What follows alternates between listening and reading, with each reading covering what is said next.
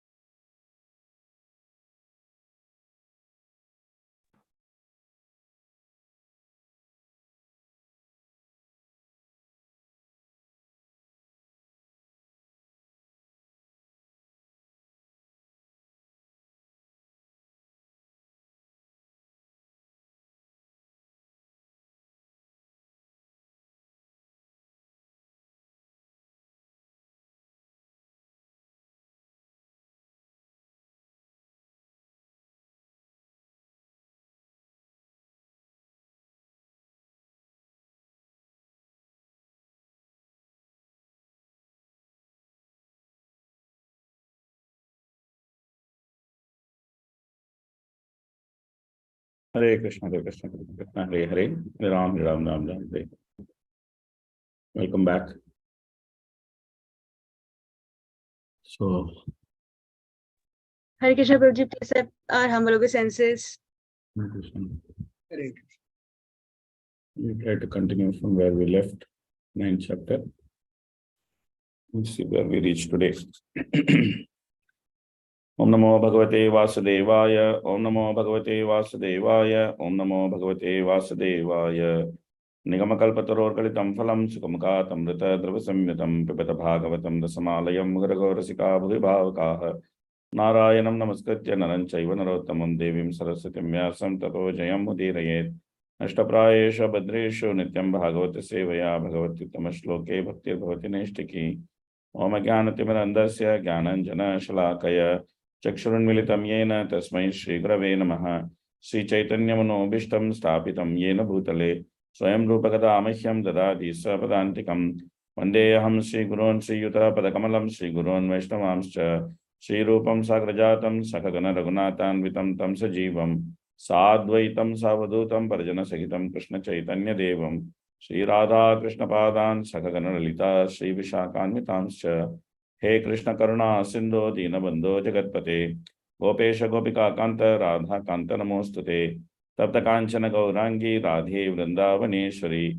Vishavanusute Devi Pranamami Hari Priye Vancha Kalpatarubhyascha Kripa Sindhubhye Vacha Patitanam Pavanebhyo Vaishnavebhyo Namo Namaha Namo Vishnupadaya Krishna Prashtaya Bhutale Srimate Bhaktivedanta Swami Nitinamine Namaste Saraswate Deve Gauravani Pacharine Nirvishesha Shunnavadi Paschaittya Deshatarine Jai Shri Krishna Chaitanya Prabhu Nityananda Shri Advaita Gadadhara Shiva Sadi Gaura Bhakta Vrinda Hare Krishna Krishna Krishna Hare Hare Hare Rama Rama Rama Hare Hare Mukam Karoti Vachalam Pangalangayate Grimikpatamaham Mande Shigrum Dinataranam Paramananda Madhavam Sri Chaitanya Mishram Kathanchana Smrite Yasmin Dushkaram Skram Bhave Smrite Pritam Syat Sri Chaitanyam Namamitam Hare Krishna.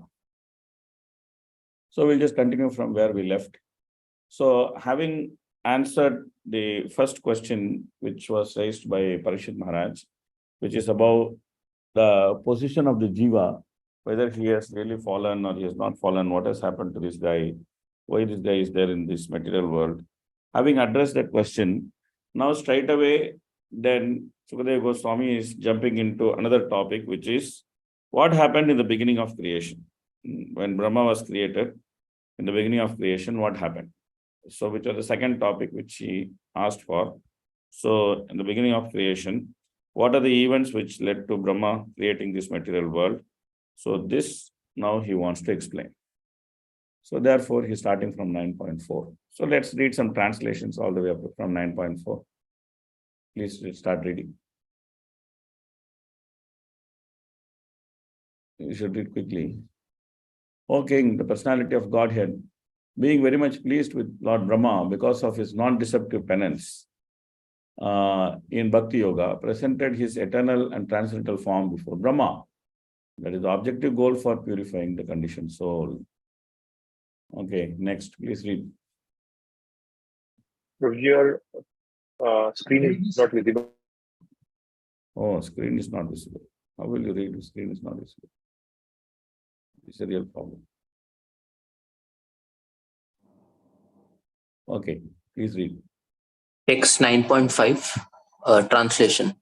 Lord Brahma, the first spiritual master supreme in the universe, could not trance out the source of his lotus seat, and while thinking of creating the material world, he couldn't understand the proper direction for which creative work, nor could he find out the process of such creation.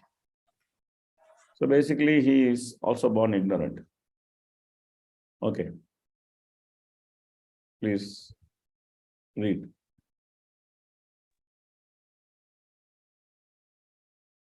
Taking the path of a is the second birth disciple. The word upashanot is very significant. It is similar to upanayana. Just read the translation. Okay. While thus engaged in thinking in the water, Brahmaji heard twice from nearby two syllables joined together. One of the syllables were taken from the 16th and the other from the 21st of the Sparsha alphabets, and both joined to become the wealth of the renounced order of life. So one is ta, the other one is pa. Sparsha alphabets means that which is used to pronounce, which when you pronounce it, then the tongue goes and touches. So that's called Sparsha alphabet. Okay. Okay. Please read.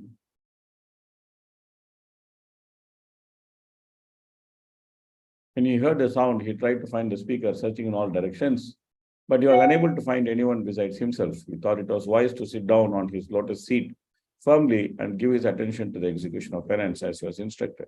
Okay, next, please read.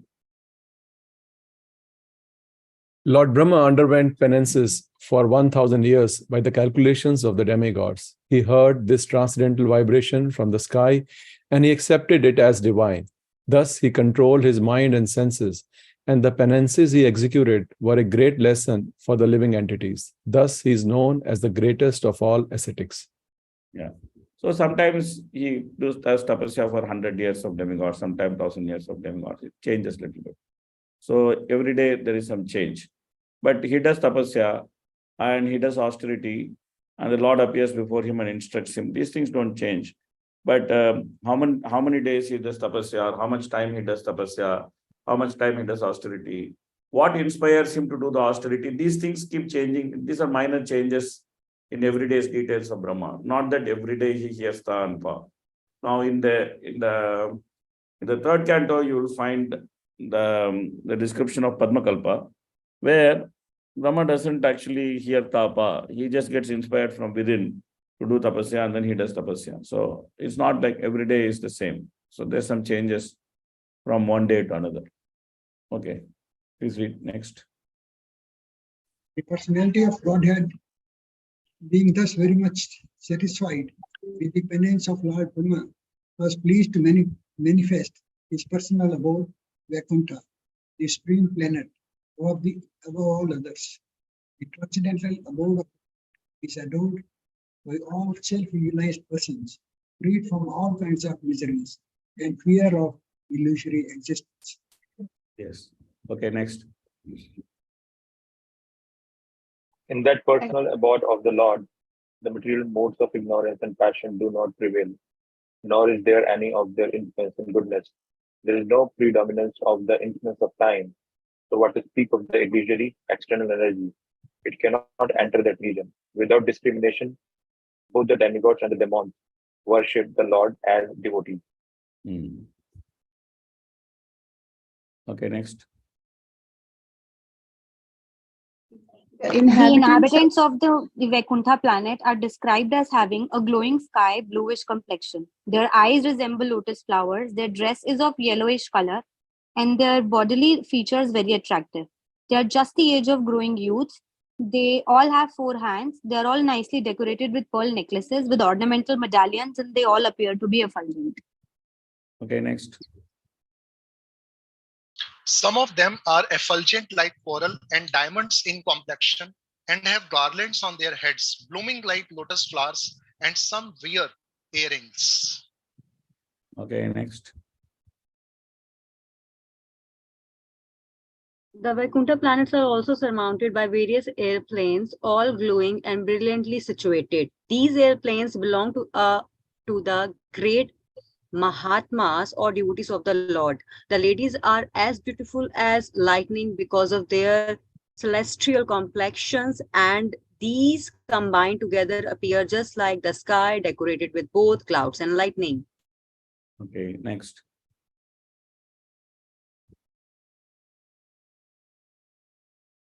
The goddess of fortune in her transcendental form is engaged in loving service of the Lord's lotus feet, and being moved by the black bees following the followers of spring, she is not only engaged in variegated pleasure service to the Lord, along with her constant companions, but is also engaged in singing the glories of the Lord's activities. So she's serving, but she's also singing.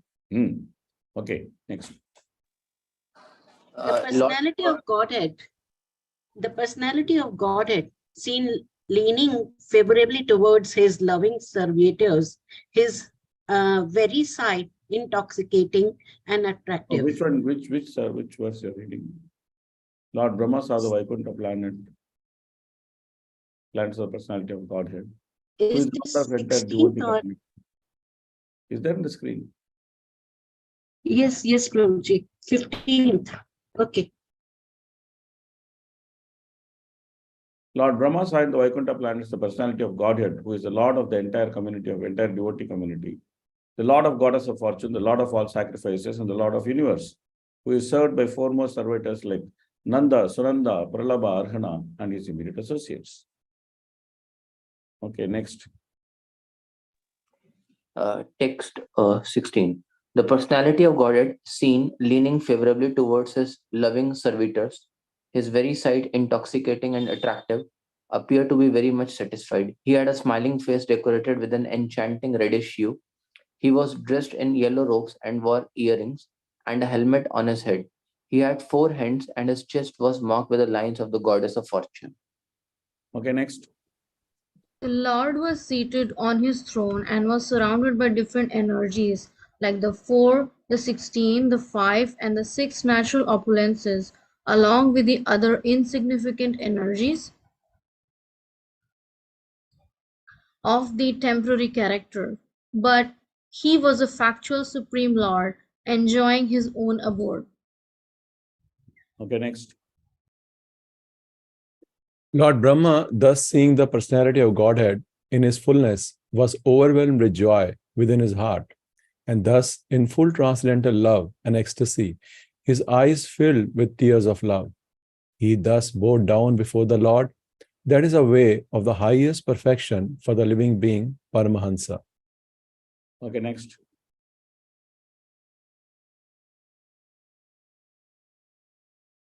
And seeing Brahma present before him, the Lord accepted him as worthy to create living beings, to be controlled as he desired. And thus, being much satisfied with him, the Lord shook hands with Brahma and, slightly smiling, addressed him thus. Okay, next. A beautiful personality of Godhead addressed Lord Brahma. O Brahma, impregnated with the Vedas, I am very much pleased with your long accumulated penances, with the desire for creation. Hardly am I pleased with the pseudo-mystics. Okay, next. I wish you good luck, O Brahma. You may ask from me, the giver of all benediction, all that you may desire. You may know that the ultimate benediction, as a result of all penances, is to see me by realization. Yes. Okay, next. The highest perfectional ingenuity is the personal perception of my abodes, and this has been possible because of your submissive attitude in the performance of severe penance according to my order. Okay, next. O sinless Brahma, you may know from me that it was I who first ordered you to undergo penance when you were perplexed in your duty. Such penance is my heart and soul, and therefore penance and I are non-different.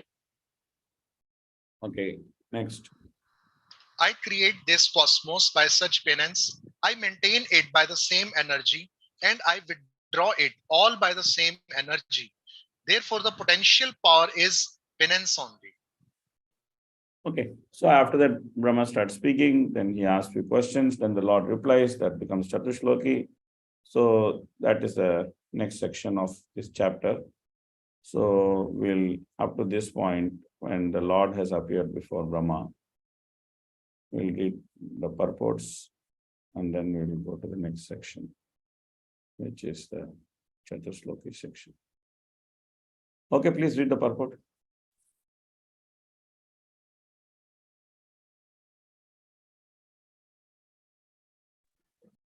The form of the Lord manifested before Brahma is not one of the forms with which we have experience in the material world. Brahmaji did not perform such severe types of penance just to see a form of material production. Therefore, the question by Maharaj Parikshit about the form of the Lord is answered.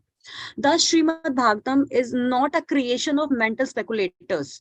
The sound of Srimad Bhagavatam is transcendental, and the Resonance of Srimad Bhagavatam is as good as that of the Vedas. Thus, the topic of Srimad Bhagavatam is the science of both the Lord and the living entity.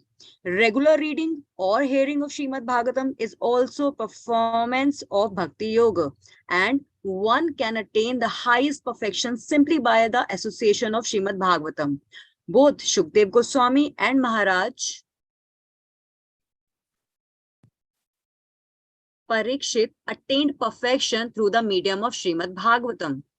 Yeah, so therefore, there's a nice verse in third canto, which actually explains that what is the form of the Lord which Brahma saw.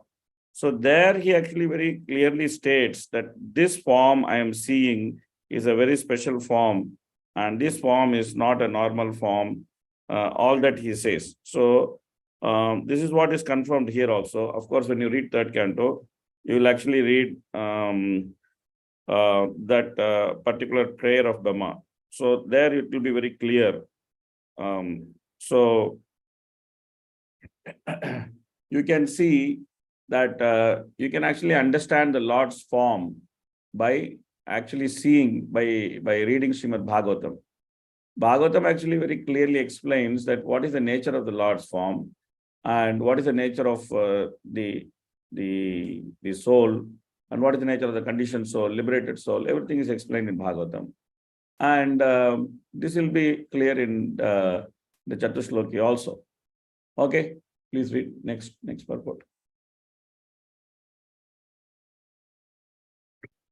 According to Bhagavata philosophy, every human being is meant simply for this tapa and for no other business, because my penance, self-realization, not sense gratification, is the business of human life. Taking the path of tapa is the second birth of the desiring disciple. The word apashrunot is very significant. Apashrunot is very significant. It is similar to Upanayana, or bringing the disciple nearer to the spiritual master for the path of tapa. It is stated in Brahma Samhita that initiated into the 18th letter Krishna mantra, which is generally accepted by all the... Prabhuji's screen is not visible anymore. Mataji, it is visible to us. Next can read. Next devotee can please read. If you are not able to see. Yes, it's not. Yes, yeah, now it is readable. Devotees of Lord Krishna, we follow the same principle because we belong to the Brahma Sampradaya. One who is thus initiated in the disciplic succession is able to achieve the same result or power of creation. Chanting of his holy mantra is the only shelter of the desireless pure devotee of the Lord. Simply by such tapasya or penance, the devotee of the Lord achieves all perfections like Lord. So the point here is that by doing proper tapasya, all perfection can be attained, and that is the whole purpose of the Upanayana Samskara. That when a boy becomes like 5 years old, then Upanayana Samskara is done, and the father, in the process of Upanayana Samskara, he actually introduces to the boy to Lord Vishnu, and then he tells him, so this is Lord Vishnu, he is actually your real father, you're actually meant to serve him. The Upanayana mantra, the father actually shows the boy to the deity of Vishnu, sometimes Shalagram, sometimes deity of Vishnu. And then he actually tells him that, see, I am not your father, this is your father. You should actually serve him. You're going to get ready for this. So you go to the Gurukula, you learn Vedas, you actually understand who is Supreme Personality of Godhead, and then you do service to him according to your Varna and Ashrama. So that's the whole process of Upanayana, where the boy actually he becomes ready to perform austerities. Now, what knowledge a man acquires by Upanayana, the same knowledge a woman acquires by marriage. So the equivalent for Upanayana for a woman is marriage. So sometimes women say that, wow, why we are not wearing Gayatri? Why we are not wearing the Brahman thread? No, they are not wearing Brahman thread, but they're actually having the symbols of marriage, which is in different parts of India, the symbols of marriage are different things. Like Sindoor is a common symbol, and the toe ring is a common symbol, which is there in all parts of India. Any married woman, she actually has Sindoor and toe ring. But in Bengal, along with that, there's white and red conch shell bangles is considered the symbol of married woman. In southern India, they have the Mangal Sutra, which is and also some parts of northern India, they have this Mangal Sutra, which is the symbol of married woman. So just like the Brahman thread is there are symbols of marriage which a woman carries. So that qualifies her to sit for yajna, because she will sit for yajna along with her husband, and the husband will not be able to do any yajna or any sacrifice or any of his household duties without his wife. So therefore, she is called as Sahadharmini. So that's the system. Now, the other question which may be asked is that, oh, spiritual life means you have to do tapasya, but in the material life, why should we take a spiritual life? Why not just enjoy life? No. Rishabhadev very nicely explains that everybody is doing austerity. Everybody is doing austerity. In 5th Canto, Rishabhadev nicely explains this point, that everyone is doing austerity. No one is spared from doing austerity. The so-called materialistic man, he is also doing austerity. He is also working in some office, running some business, or doing something, or he is working for some master, and he is trying to do some austerity. Even the politician is doing a lot of austerity. He has to hide so much money, and he should be constantly in tension, and he should be in power. To be in power, he has to do so many things. So everyone is doing austerity. The richest man is doing austerity, the poorest man is doing austerity. But only thing is that austerity is misdirected. So Bhagavatam simply tells us to direct the austerity towards the Supreme Personality of Godhead. So it is a misconception that only spiritual people are doing austerity and material people are not doing austerity. Sometimes material people do more austerity than spiritual people. We do less austerity sometimes. In Kali Yuga, you see that so-called materialists, they are doing heavy austerities. They are not doing light austerity. They are doing heavy austerities, the so-called materialists in Kali Yuga. They sometimes they study the students, they actually study whole night, whole day, whole night they study, and still they cannot be through. They are facing severe competition, and sometimes they become so frustrated they actually end their life in that competition. So much austerity. So austerity is common for any form of life. Even dog has to do austerity. From morning to evening, the dog has to keep running to get some little food. Otherwise, he cannot get food. So he is very busy doing his austerity, running here, running there, running here, running there. And he has to fight with another dog when he comes in his own territory, and he has tried to throw away the dog and try to protect his territory. Everybody has to do austerity. But when the austerity is properly directed, then that actually helps us to realize the Supreme Personality of Godhead. So even Brahma had to do austerity. So austerity is common, but when it is misdirected, it is useless. When it is directed properly, then it becomes most useful. And Bhagavatam is teaching us how to direct that austerity properly. Okay. The same topic continues. Please read. After being initiated by the proper spiritual master in the chain of succession, one should engage himself in the discharge of tapasya in the execution of devotional service. But one can have the same facility through unalloyed devotees of the Lord, through scriptural instructions as revealed in the Bhagavad Gita and Srimad Bhagavatam especially, and also through the bona fide spiritual master available to the sincere soul. So the Brahma was instructed directly by the Lord. We may not be instructed directly by the Lord, but we are instructed through the parampara, which is good enough, it's same as direct instructions by the Lord. Okay. There is no difference. Explaining that same point Prabhupada is explaining here. Please read. There is no difference between the Lord and sound vibration coming from him, even though he is not personally present. The best way of understanding is to accept such divine instruction, and Brahma, the prime spiritual master of everyone, is a living example of this process of receiving transcendental knowledge. The disciple, however, must be ready to execute the order of the bona fide spiritual master, as Lord Brahma executed the instruction of his spiritual master, the Lord himself. Following the order of the bona fide spiritual master is the only duty of the disciple, and this completely faithful execution of the order of the bona fide spiritual master is a secret of success. Yeah, so these are very important instructions Prabhupada is giving, that how to be a disciple. What is expected out of a disciple? And how the disciple should deal with the spiritual master. So sometimes the disciple go, many times I have seen that disciples go to the spiritual master. They think that whatever they do, the spiritual master should approve. They just go to spiritual master and then they want to get a stamp of approval to what they are doing. Spiritual master is not like that. He is not there to put some stamp on whatever you are doing. Guru Maharaj, I want to be like this. Guru Maharaj, I want to do like this. Guru Maharaj, I want to do like this. And then you just expect Guru Maharaj to nod his head and then say, yes, yes, yes, do what you want to do. One should not approach a spiritual master like this.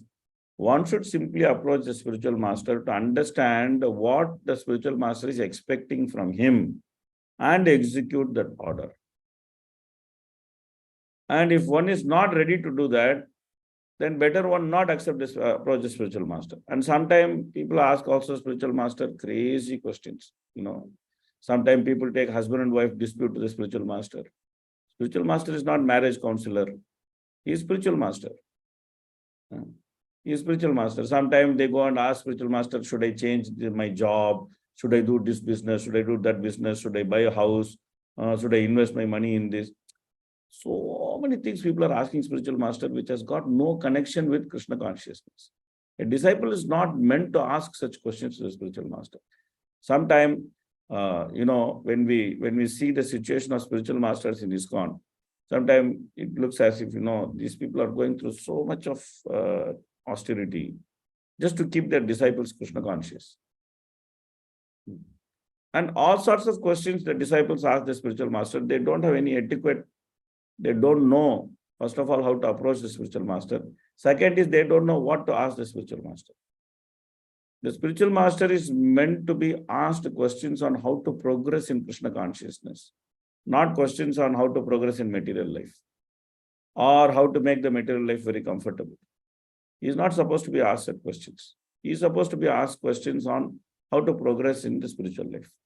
And also, whatever he says, a disciple is meant to follow. Sometimes the disciples, they go and ask the spiritual master something, and when the spiritual master says something, then they become very worried. So that's why sometimes devotees come and ask me that sometimes they want to ask something to my spiritual master. So first of all, I ask them, what do you want to ask? Then they tell me that I want to ask this blah blah thing. So then generally, I have seen the devotees want to ask the spiritual master, can I do this? Can I do this? Can I do that? Can I do this? Can I do that?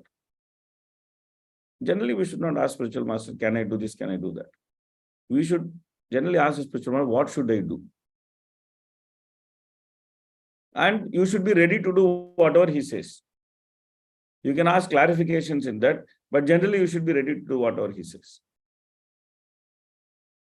When you say, can I do this, can I do that, that means you are just giving multiple choice question to spiritual master. And you're just expecting him to tick one choice.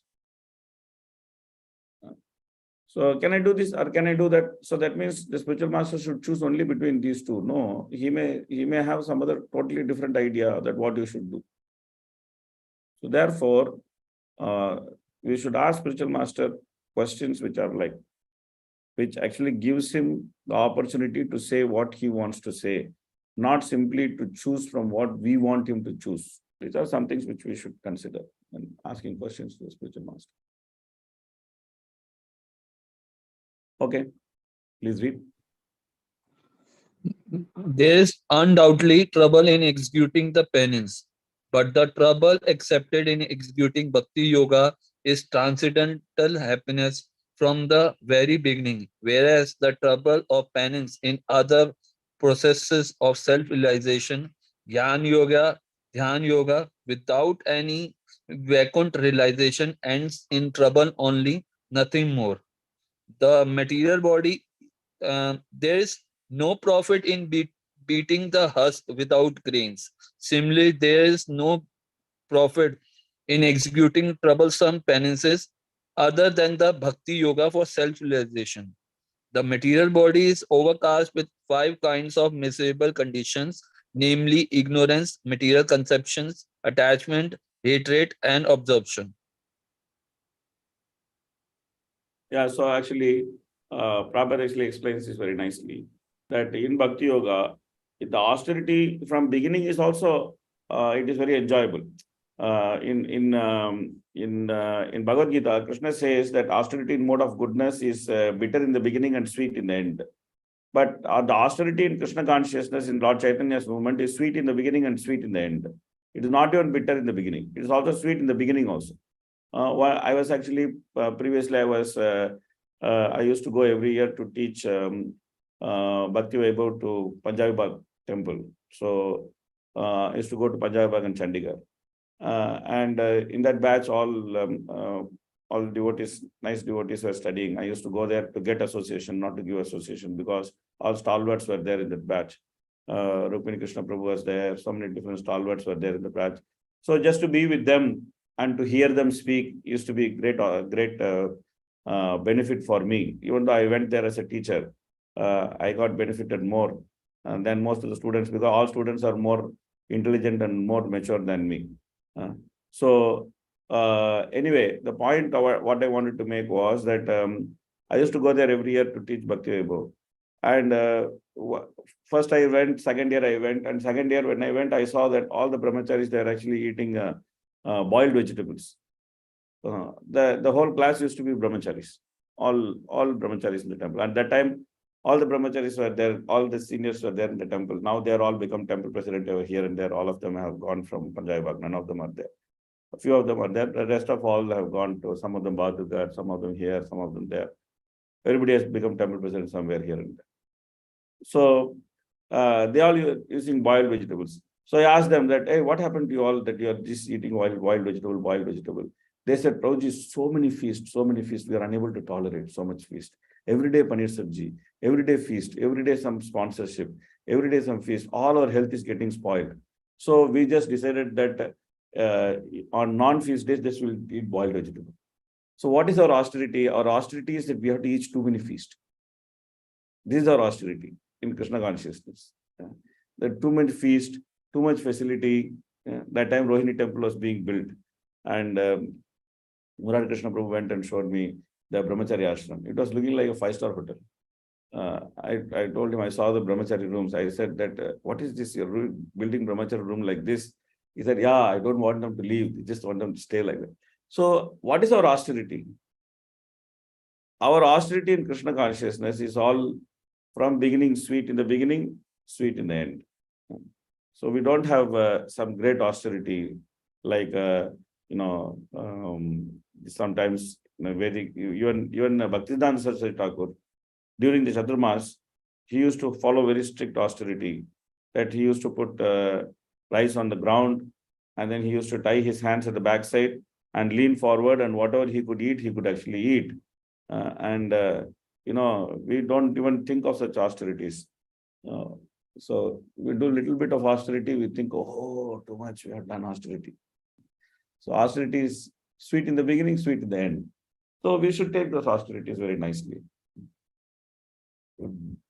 Okay, please read. God's creations are always innumerable.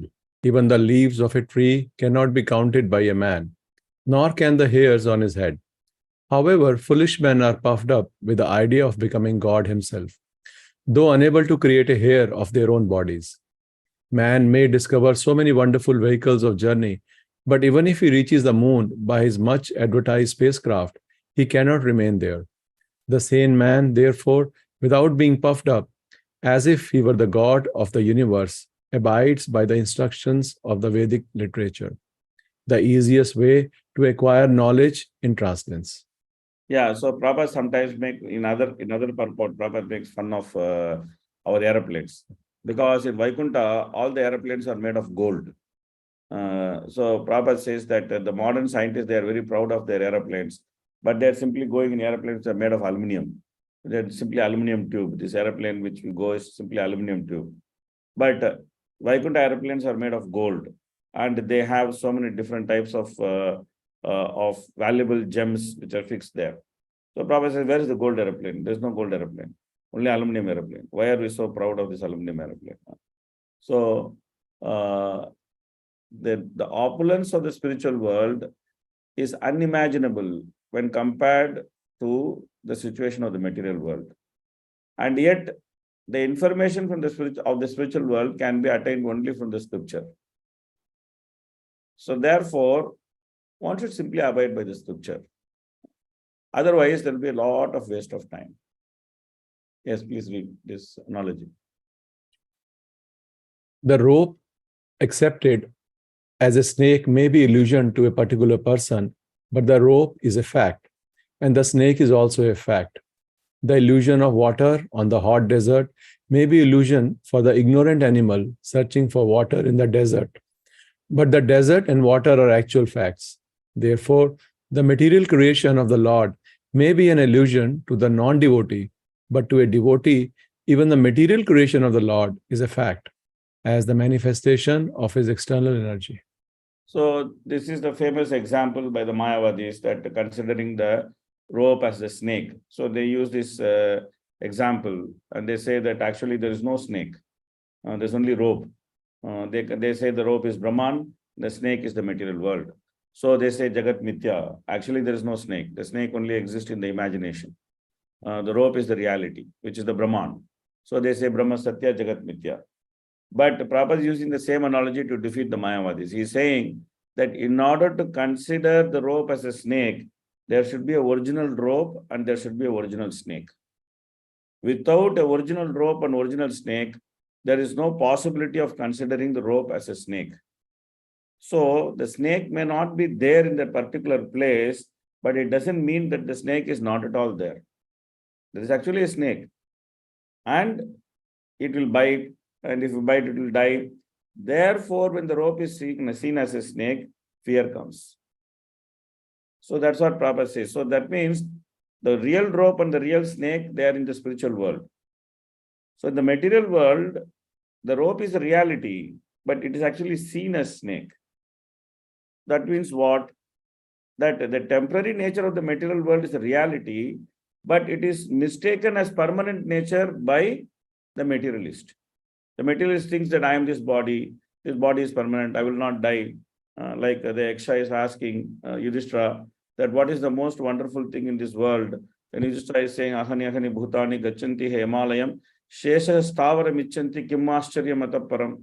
Every fellow is dying, but the fellow who is living, he is thinking, I am not going to die.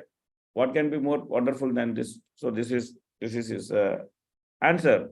So the point is that the mistaking this rope as a snake means that there is an original rope and there is an original snake. And that original rope and original snake is seen in the spiritual world. In the material world, the rope is considered a snake, which means the temporary material body is considered as the identity of the soul. That is not correct. That is like considering the rope as snake. But just because it is temporary, it is not unreal because the rope is there. It is not snake, but it is rope. It is there. So same way, the materialistic conception, even though it is temporary, it is not unreal. So this is the Vaishnava philosophy. This is the basis of how we see this material world. And that brings us to a very important topic of Yukta Vairagya. And Yukta Vairagya is the actual it is the actual mood of renunciation, actual proper mood of renunciation. Of course, we studied all this in Bhakti Shastra. Okay, please read, continue. The marginal line between the material manifestation and the spiritual manifestation is the Virja river. And beyond the Virja, which is the transcendental current flowing from the perspiration of the body of the Lord, there is the three-fourths manifestation of God's creation. The associated members there are free to go everywhere within the creation of the Lord, and there is no limit to such creation, particularly in the region of three-fourths magnitude. Since the nature of that region is unlimited, there is no history of such association, nor is there end of it. In other words, everything in the transcendental world is everlasting, full of knowledge and bliss without deterioration. Since there is no deterioration, there is no past, present, and future in the estimation of time. So this is the nature of the spiritual world. Prabhupada very nicely explains what is the nature of the spiritual world, how the spiritual world inhabitants are called as Nitya Siddha, because there is no deterioration and there is no history of such association. Even though in the Vedic literature, there are statements which mentions that Narayana was there and nobody else was there. These are only there to show that Narayana is the origin. But the spiritual world itself does not have a date of creation. It was not like, for example, there are statements like Eko Bahushyam. He was alone and then he wanted to become many for the sake of enjoyment. But these are all things simply to show that the Lord is the origin of everything. The Lord eternally remains the origin of everything, and all these things, they eternally remain with the Lord. How it is, this you have to go to spiritual world to understand. In the material world, it's difficult to understand this. Okay, please read. As there are airplanes, ladies and gentlemen, so there must be cities and houses and everything else just suitable particular planets. One should not carry the ideas of imperfection from this world to the transcendental world. Take into consideration the nature of the atmosphere as completely free from the influence of time, etc., as described previously. Yeah, so yesterday I met one young man. He asked the question that, what is the guarantee there is spiritual world? It was a very nice question he asked. What is the guarantee that there is spiritual world? So then I told him that, are you seeing this material world? He said, yes, I'm seeing this material world. Are you convinced that it is existing? He said, yes, obviously it is existing. So if you accept that the material world exists, where everything is simply matter and there is no consciousness, then there's a logical possibility that a spiritual world exists where everything is full of consciousness and permanent. Can you logically deny the existence of the spiritual world? Then he thought about it. And then he said, no, logically we cannot deny the existence of the spiritual world. That's it. That's your answer. Logically, nobody can deny the existence of a spiritual world. Simply using logic, you cannot deny the existence of the spiritual world, because when the possibility of a temporary world exists, then the possibility of permanent world existing is a logical possibility. It's a logical possibility. A logical possibility. You cannot say that it doesn't exist. So therefore, when we say that the spiritual world is full of variety and the spiritual world is full of activity, the Mayavadis become very disturbed, because they cannot accept this logical possibility of variety and activity existing permanently. They think negation is opposite. Negation is not opposite. Negation is just negation. Like, for example, to actually tell a simple example, let us say one person has 1 lakh rupees loan. Now he is having loan. He cannot be called as rich man. In Kali Yuga, all rich men are having loan. You may say that, oh, why you are saying like this? But I'm just saying, theoretically, you consider that one person, he has 1 lakh loan. So he cannot be considered rich man because he has 1 lakh loan. Now let us say he repaid his 1 lakh loan and now he has no loan. Can he be considered rich man? No, he can be considered a man without any loan. That's it. But when he earns, let us say 1 crore, and he has 1 crore in his pocket, now he can be considered as rich man. So negation does not mean it is opposite. Negation simply means neutral state. Opposite means that it should be opposite in nature to what it is. like material world is temporary, spiritual world should be permanent. Material world is full of temporary variety, spiritual world should have permanent variety. Material world has many competitors, spiritual world should have one person to whom everybody is serving, that is God. So opposite exists like this. Material world is full of misery. What is the nature of material world? Material world, happiness gives misery, and misery gives more misery. What is the nature of spiritual world? In the spiritual world, happiness gives happiness, and misery gives more happiness. So therefore, in the spiritual world, everybody wants to be miserable. The whole Gaudiya Vaishnava philosophy is about becoming miserable. Because in misery, there is more happiness. And then, how there is more happiness in misery? To experience this, the God himself comes as devotee to experience that misery, and that is Chaitanya Mahaprabhu. The God remains as God, he experiences misery, that is Jagannath. The God comes as devotee and experiences misery, that is Chaitanya Mahaprabhu. That's why Chaitanya Mahaprabhu and Jagannath, both of them were in Puri, because both of them were experiencing misery in happiness in misery. Jagannath was experiencing the happiness in the misery of living, of missing Vrindavan. And Chaitanya Mahaprabhu was experiencing the misery of, or the happiness of the misery of missing Krishna. So, nice combination. They complement each other. That's why they both were there together. And that's the whole Rath Yatra pastime, that, how to take Jagannath to Vrindavan, things like that.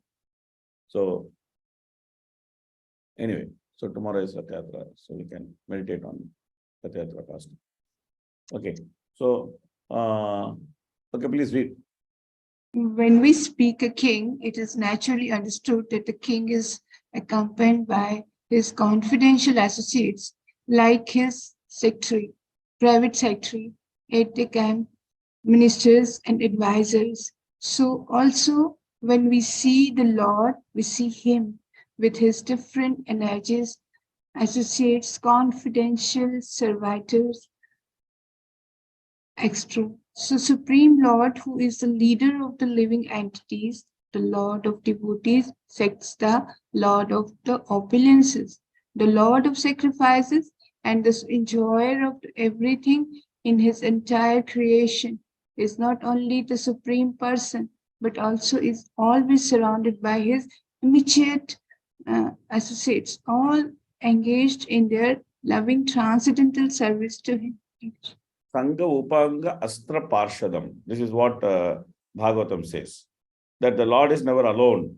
He is accompanied by his various associates, his weapons, and his confidential servants. Everybody is coming with him. Whenever he comes with a big jing bang. And then when he goes with the jing bang. So the Lord is never alone. Okay.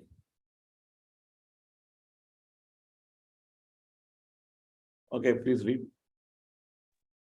6 opulences, richest, most powerful, most famous, most beautiful, greatest in knowledge, greatest renouncer. 4, Prakriti, Purush, Mahatattva and ego. 5 elements, earth, water, air, fire and sky. The 5 perceptive sense organs, the eye, ear, nose, tongue and skin. The 5 working sense organs, the hand, the leg, the stomach, the evacuation outlet and the genitals and the mind. The 5 includes the sense objects, namely form, taste, smell, sound, and touch. The insignificant opulences, numbering 8, the Ashtasiddhis, attained by yogis for temporary overlordship, are also under his control.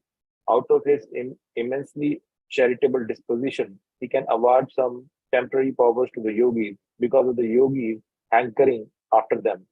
But to his unalloyed devotees who do not want anything from the Lord save and accept his transcendental service, the Lord is so pleased that he gives himself in exchange for unalloyed service. Yeah, so the Lord was present with full opulence in Vaikuntha. Actually, in Srirangam temple, there is one sanctum which actually is arranged like Vaikuntha. And there, if you go, you can see all this. You can actually see how Vaikuntha is. The Lord is sitting there with Lakshmi. She has Bhu, Sri, Nila, Bhu, Sri. Sri is Lakshmi, is Nila and Bhu also, the 3 Shaktis. And then he has all his other Shaktis, the 4 Vedas, and also the different devotees surrounding him. There's nice arrangement of Vaikuntha in the Srirangam plan, in the Srirangam, in one of the sanctums, there are many different sanctums in Srirangam. One of the sanctums, there's nice arrangement of Vaikuntha there. We can actually go and see. Yes.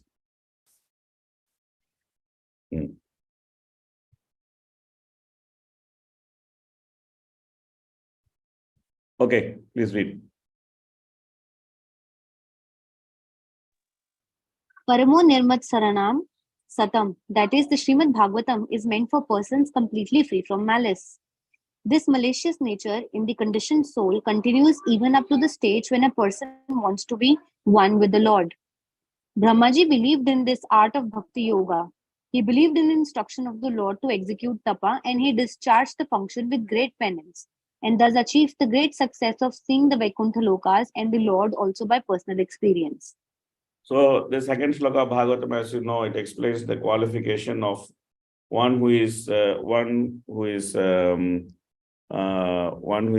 to read Bhagavatam, one is qualified to read Bhagavatam, and one who is unqualified to read Bhagavatam, and one who can be admitted as student of Bhagavatam.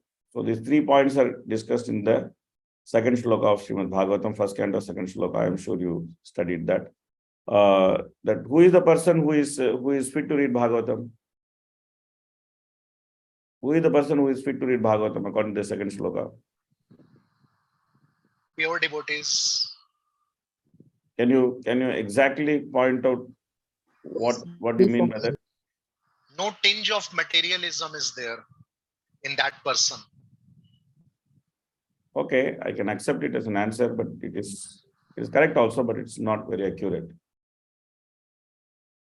It's correct only. I'm not saying it is wrong, but it's not accurate.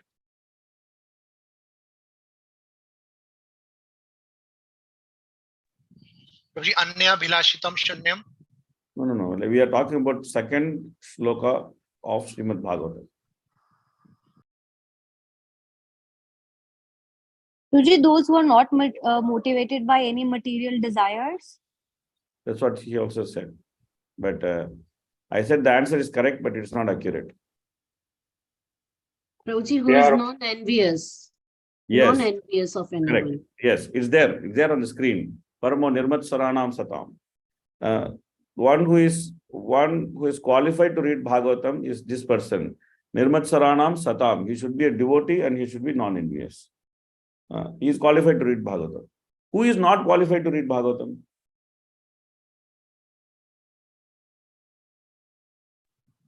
Who can bear the progress of others? Professionals. Who can bear the progress of others? Like Probably professional readers. Jealous of others. Readers are not. I need some technical answer. Your answer, you're giving some generic answer here and there, but it is there in the second shloka. We are just focusing on the second shloka of Srimad Bhagavatam. Second shloka of Srimad Bhagavatam is about adhikar. The first shloka is, see, in Mangalacharan, the first shloka is about the subject matter. The second shloka is about adhikar. The third shloka is about benediction. Generally, Mangalacharan has these three things. Vastu Nirdesha, then it gives the adhikar, and it also gives some benediction, some ashirvada, some prayer, some vastu. So the first shloka constitutes the prayer and the vastu nirdesha. And the second shloka constitutes adhikar. The third shloka constitutes the ashirvada. Okay. So Vasudeva's blessings. Okay. At Murabho Rasika Abhu Bhavakaha. So you become Rasika. You become Rasika. You relish Bhagavatam. So that's the benediction. So the second shloka deals with the adhikar. So who has adhikar to read Bhagavatam? Nirmat Saranam Satam. They have adhikar to read Bhagavatam. Who doesn't have adhikar to read Bhagavatam? So those who want to be who want dharma, artha, kam, moksha. Yes, exactly. Very good. So those who are interested in the cheating dharma, artha, kama, moksha, they don't have adhikar to read Bhagavatam. Those are simply interested in the cheating dharma, artha, kama, moksha. They have been kicked out. Dharma projito kaitava. Those who are interested in kaitava dharma, which is the dharma, artha, kama, and moksha, they don't have the adhikar to read Bhagavatam. And what is the qualification of the student of Bhagavatam? Because I am not Nirmat Saranam Satam. Of course, you are all maybe, but I am not. But I am still reading Bhagavatam. So what gives those, what is the adhikar of a student? How does the student get his adhikar? He should be attentively and submissively hears the Bhagavatam. submissive. That's one. Eagerness Exact- to know. Eagerness to know. Yeah, that's actually a package. Okay. What is the word? Wrapped in attention. Yeah. What is the word in the second shloka? Desire to hear. No, I'm asking the word in the shloka. What is the word in the second shloka? All this constitutes one quality, which is expressed by one word in the second shloka. Whatever you said is correct, and it's not wrong. Rapt attention, desire to hear, submissive hearing, all this is correct. But that's actually represented by one word in the shloka. What is that? Sushruvi. Very good, very nice. Sushrushu. This is one qualification of the student. Sushrushu. That's why, when we take Bhagavatam class, I say don't multitask, don't do this, just focus on Bhagavatam. Why I say? Because that is the qualification of a student. It's not because some teacher is great. It's not like I'm a great teacher, everybody should give attention to me. It's not all that. Okay. The very fact that if you want to read Bhagavatam, you have to focus. Because that's your qualification to read Bhagavatam. With respect to whether teacher is good, teacher is not good, that's a different story. If you don't focus on Bhagavatam, if you don't give undivided attention to Bhagavatam, Bhagavatam will not open itself to you, because that's a basic qualification for studying Bhagavatam. That's why I keep saying that, don't multitask, just focus on Bhagavatam, just hear Bhagavatam, keep your video on so that we could see whether you're focusing on all this. I say not because, I need some attention. I don't need any attention. It's just because Bhagavatam reading itself demands it to be like that. That's why I keep saying this. So that's one quality. What is the other quality?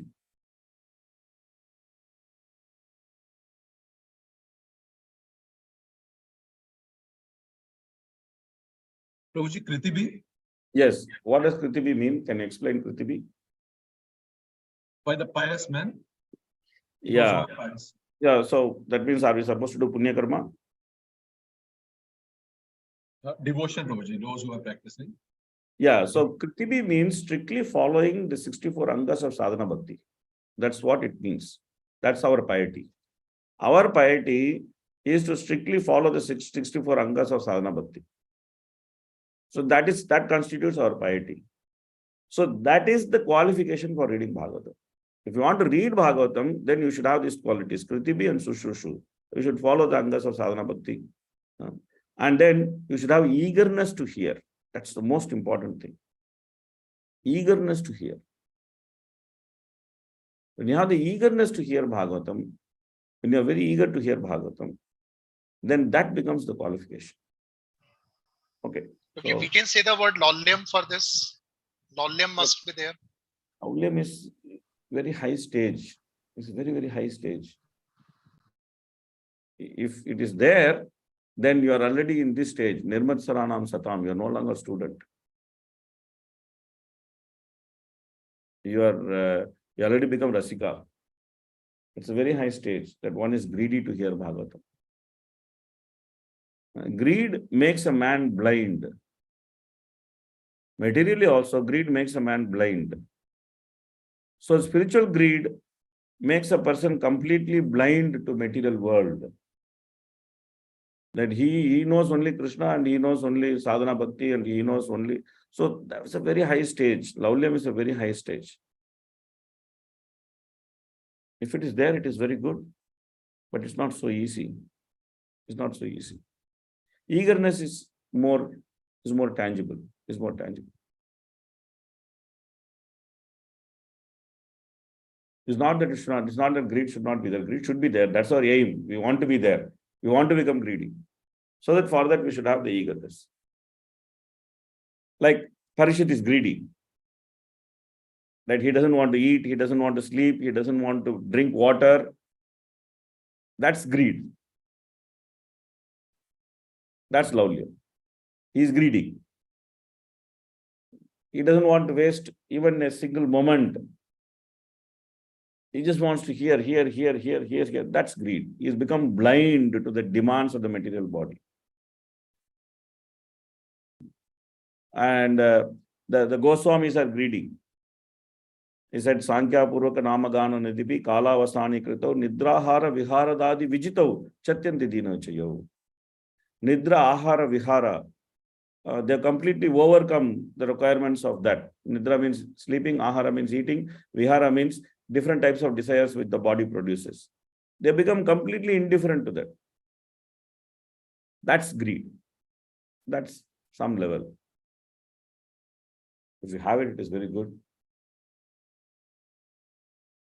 Okay. Please read.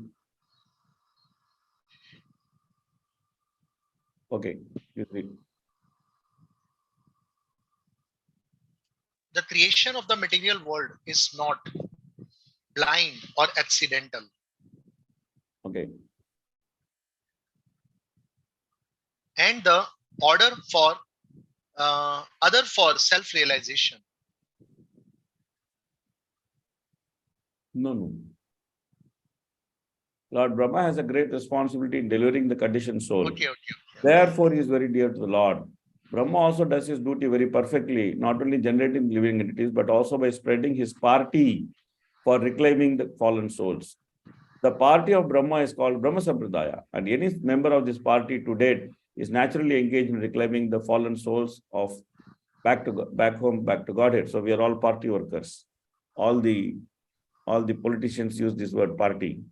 So Prabhupada also uses this party, but we have a different party. We are Brahma's party. We are not this party, that party. We are Brahma's party. And our job is to reclaim the fallen soul. And the first fallen soul to reclaim is ourselves itself. Anyone, however, in the preaching the mission of the Lord in the line of Brahma Sampradaya is always dear to the Lord. And the Lord being satisfied with such a preacher of the authorized Bhakti cult, shake hands with him in great satisfaction. You see, if you become nice preacher, we can shake hands with Krishna. Okay. There are two kinds of penances. One for sense gratification, the other for self-realization. We discussed this. Those who do not utilize the Vedic knowledge for the purpose, for that purpose of self-realization, they are called as Kuta Yogis or pseudo-transcendentalists who spoil their lives with ulterior motives. Okay, please read. The highest perfectional stage of life is to know the Lord by actual perception, by the grace of the Lord. This can be attained by everyone who is willing to discharge the act of devotional service to the Lord as enjoined in the revealed scriptures that are standard and accepted by the bona fide acharyas, spiritual masters. In that Bhagavad Gita, the personality of Godhead, Shri Krishna, asks that one always be mindful of him, always be his devotee, always worship him only, and always bow down before the Lord. And by doing so, one is sure to go back home, back to Godhead, without any doubt. In other places also, the same order is there, that one give up all other engagements and fully surrender unto the Lord without hesitation. And the Lord will give such a devotee all protection. These are the secrets of attaining the highest perfection stage. The word Manishita is significant. Everyone is falsely or factually proud of his so-called learning. But the Lord says that the highest perfection stage of learning is to know him and is about devoid of all illusion. So Prabhupada is giving some secret, that he is saying that this is the secret of attaining the highest perfection and service. So it's a very important purport where we are getting some secret from Prabhupada. Secrets are revealed only to confidential persons. So Prabhupada is revealing a secret. Okay, please read. Such penance is the eternal potency of the Lord and is non-different from him. Such acts of internal potency are exhibited by non-attachment for material enjoyment. The devotees automatically become detached from worldly enjoyment, and this detachment is the result of perfect knowledge. Therefore, the penance of devotional service includes knowledge and detachment, and that is the manifestation of the transcendental potency. In the Chaitanya Charitamrita, it is said that if someone sincerely wants to see the Lord and at the same time wants to enjoy this material world, he is considered to be a fool only. The Lord favors such a foolish devotee by snatching all that he may possesses in the material world.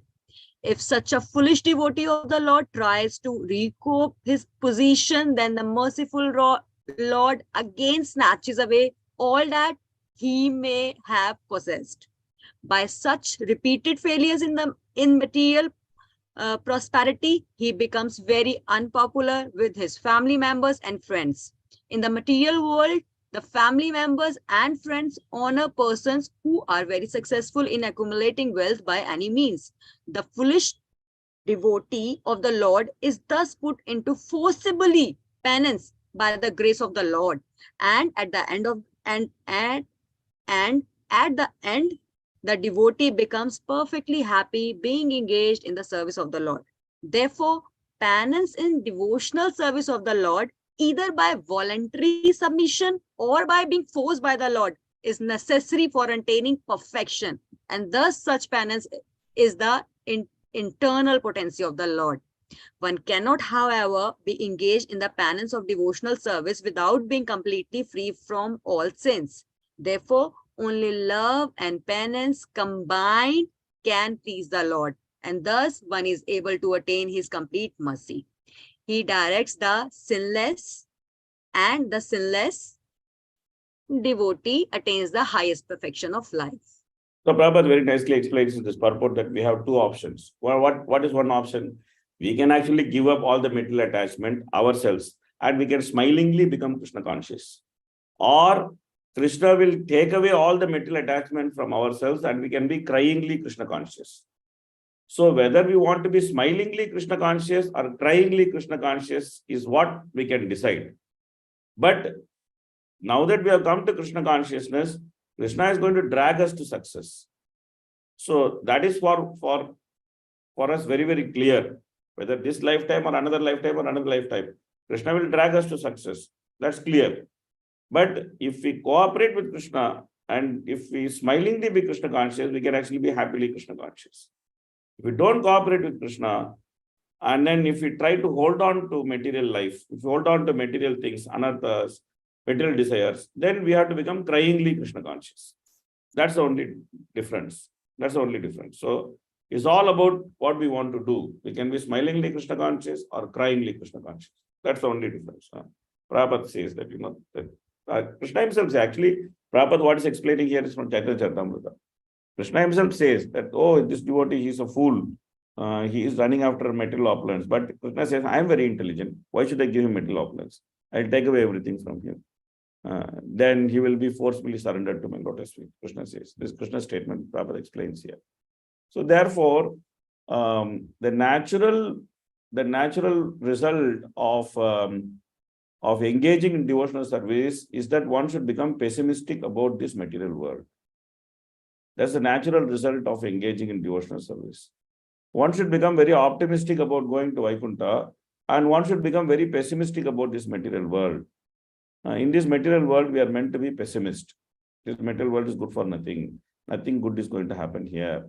This material world is not a nice place to be. We should be very, very convinced about this.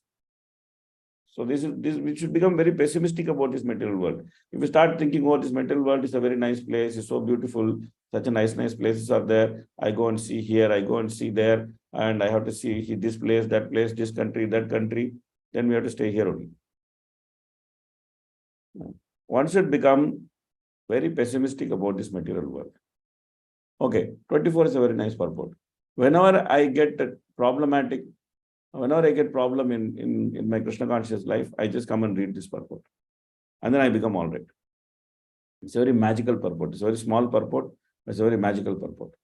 So in this magical purport, Prabhupada reveals so many nice things. And this is whenever you find too many problems are there in Krishna consciousness, you're unable to handle, and you're just thinking that, oh, life is going south, and what can I do? And things like that. Then you just need to come to this purport and read this purport. If you read this purport 2-3 times, you'll be perfectly all right. Such a nice purport is this. Prabhupada's purports, all of them are very nice, but this is my personal favorite. So anyway, I saw Harisevni raising her hand. What is that? You want to say something? Prabhuji, a little question.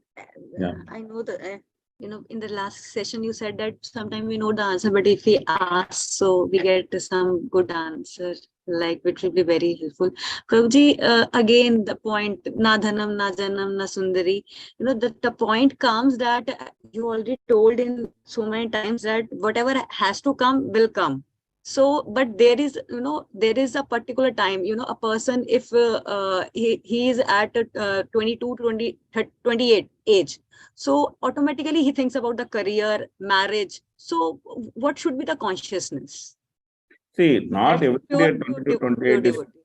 see, not everybody is 22 to 28 is thinking about career and marriage. So this is not a general statement. It is not correct.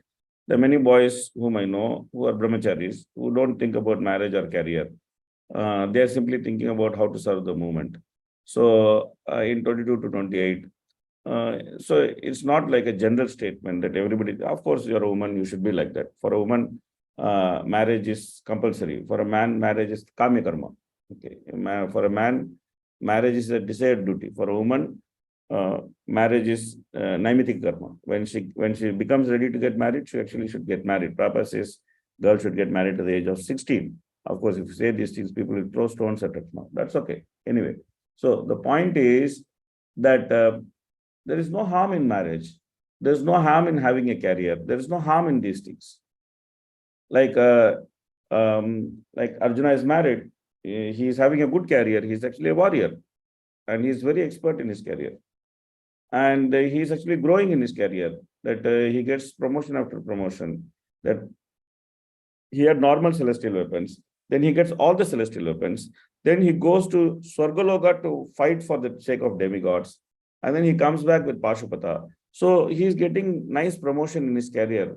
He is getting promotion after promotion. And he is able to face the entire army, Kaurava army, as a single man. He is a very qualified person.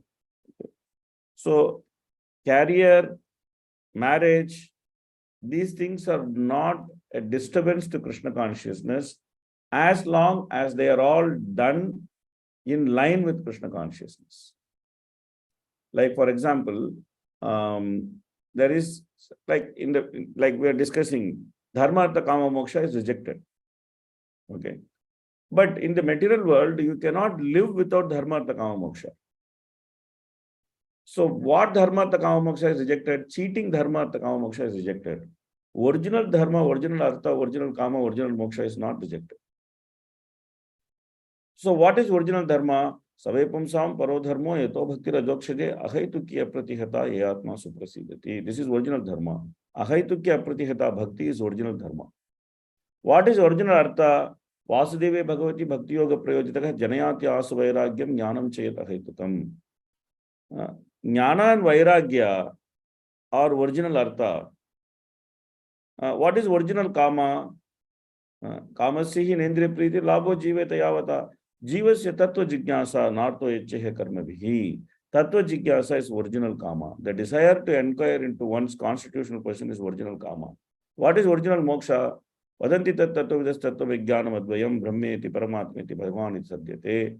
To actually understand Krishna as Bhagavan, Paramatma and Brahman, this is original moksha.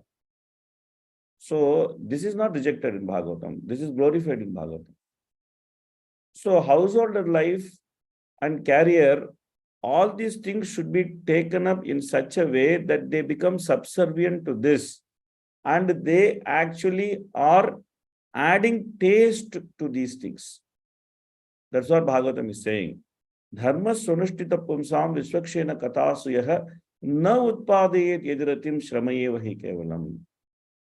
So whatever career we take, that career is meant to increase our taste for Krishna Katha.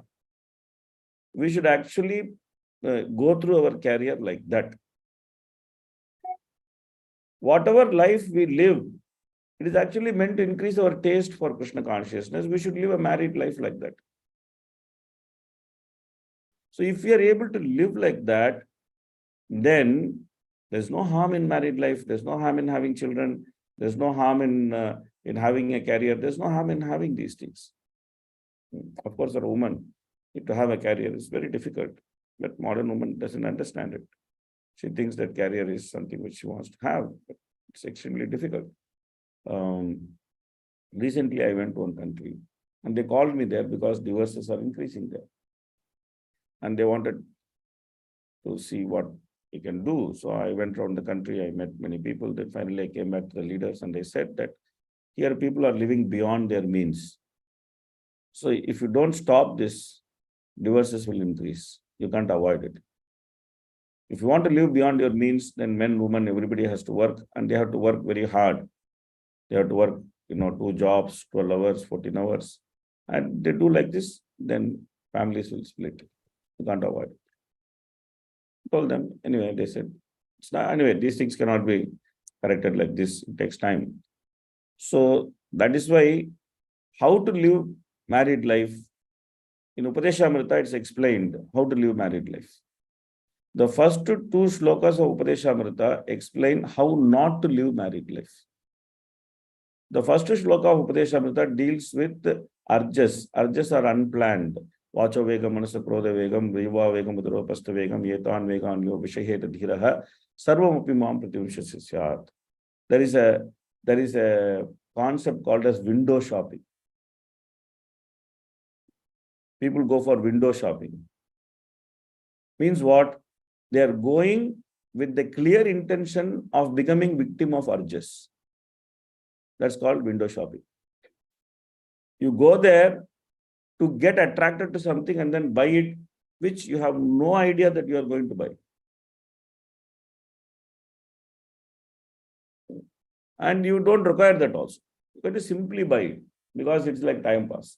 So this is what Bhagavatam says, this is what Upanishad says, don't become victim of urges. Rather, you try to tolerate your urges. So that's the first point. Then what is the second point? He says, Atyahara prayasascha prajalpo niyama graha janasangascha raudyam cha shadbir bhakti vinashiti.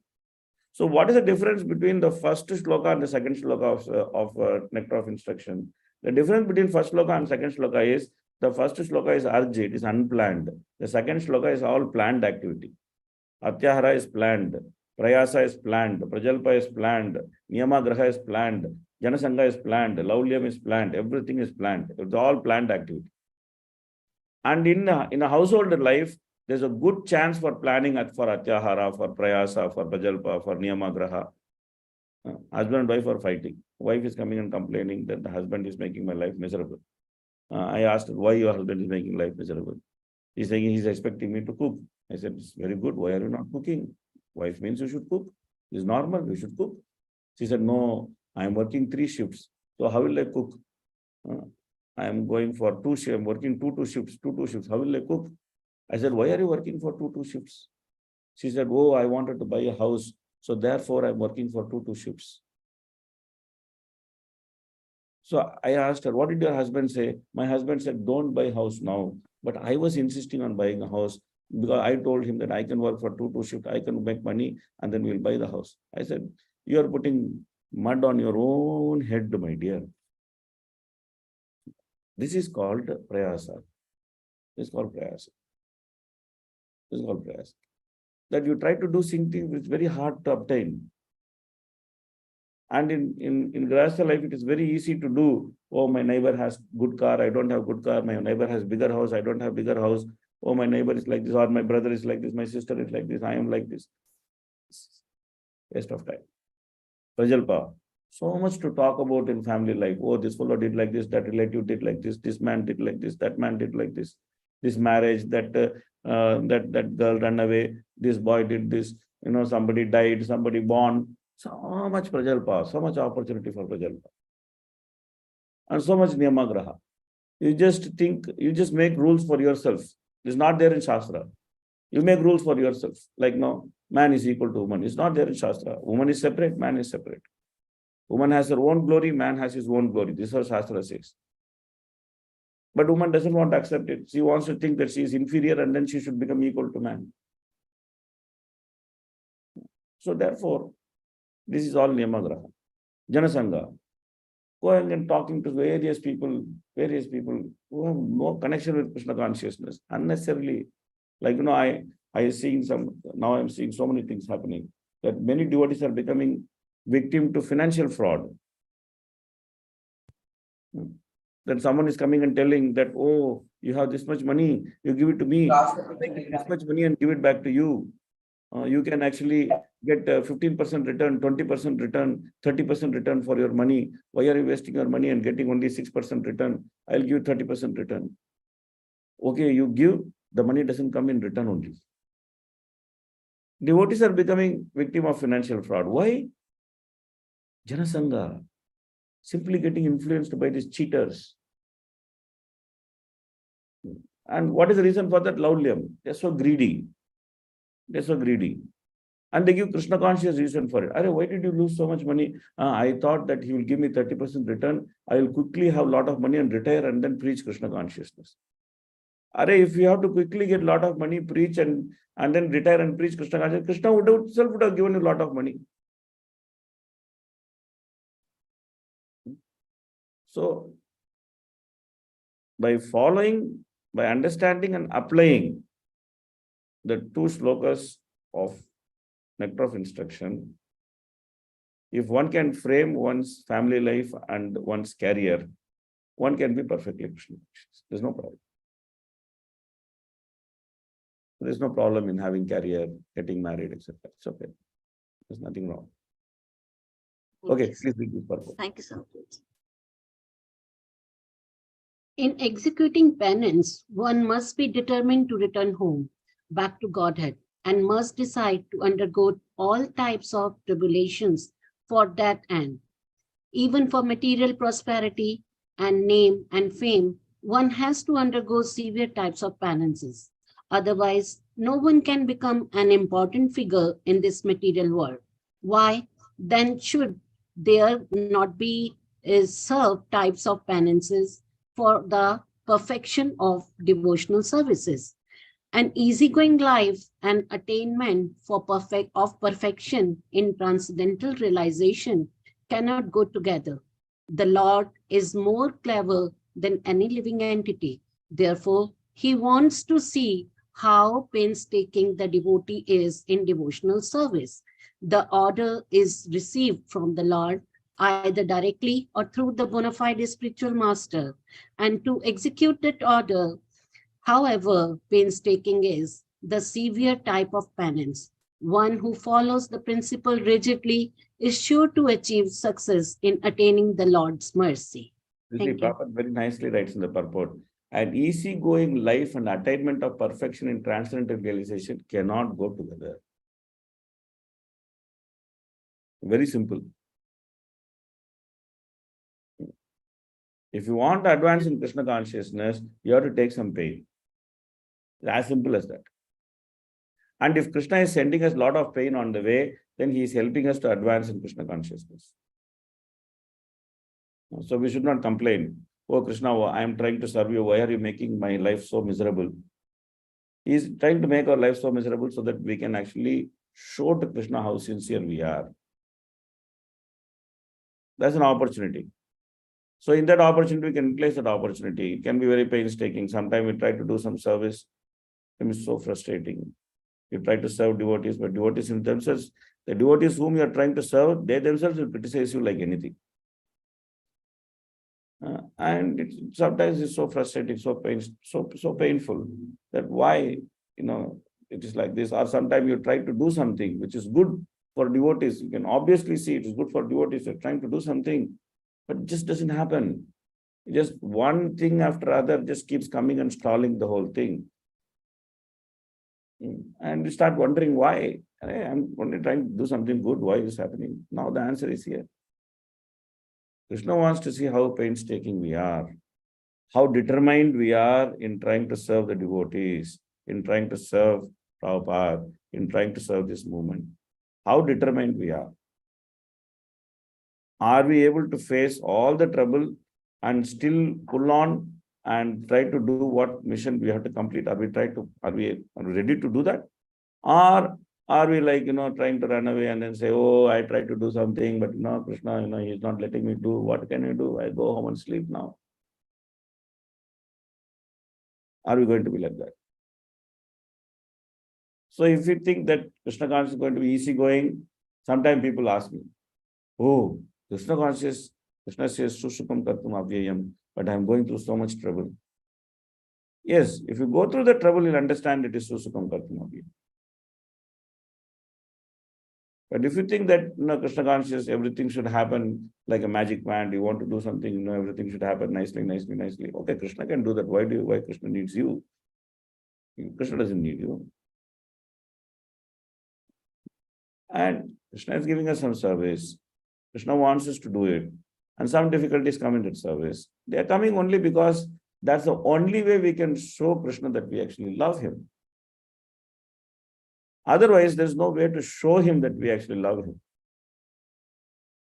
When difficulties come and when we still stick around and we still try to do what we have to do, that's when we can show Krishna, see, actually, I love you. So that's why, even though there's so much difficulty, I'm just sticking around. I'm not just going. I'm just trying to do whatever I can do. I'm still trying to keep my head on top of water. I'm trying to do something for you. So it's a very nice purport. It is very inspirational purport. Very, very inspirational purport. So it says a devotee must be determined to return home back to Godhead. This is very, very important. Many times we see that the determination in the devotees is missing. They think Krishna consciousness I'm satisfied. I met one devotee who was saying, I'm doing some Krishna consciousness, I'm very satisfied with it. But he is doing 3 jobs. He is not satisfied with the money he is earning. So he is able to do 3 jobs.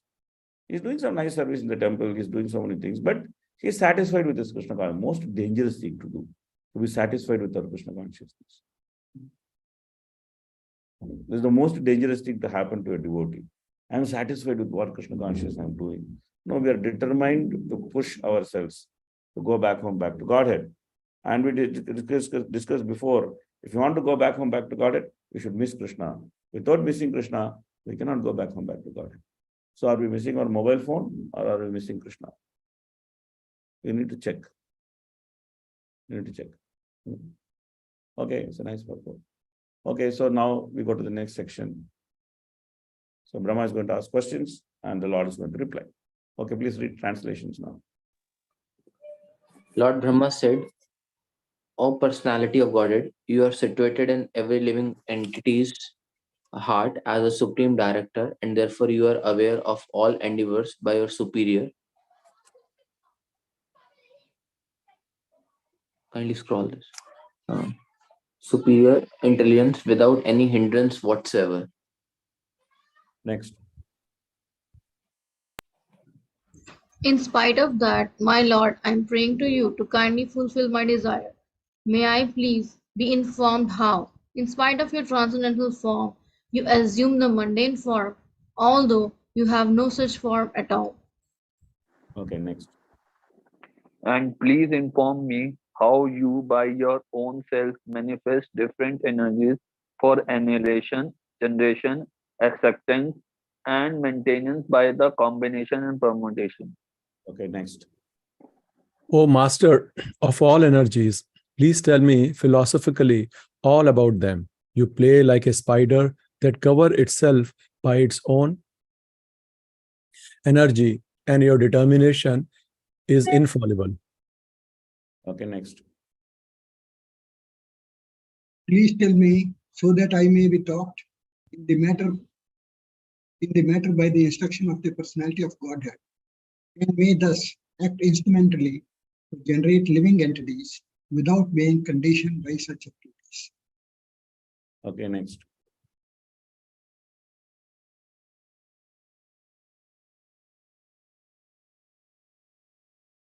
Oh my Lord, the unborn, you have shaken hands with me just as a friend does with a friend, as if equal in position. I shall be engaged in the creation of different types of living entities, and I shall be occupied in your service.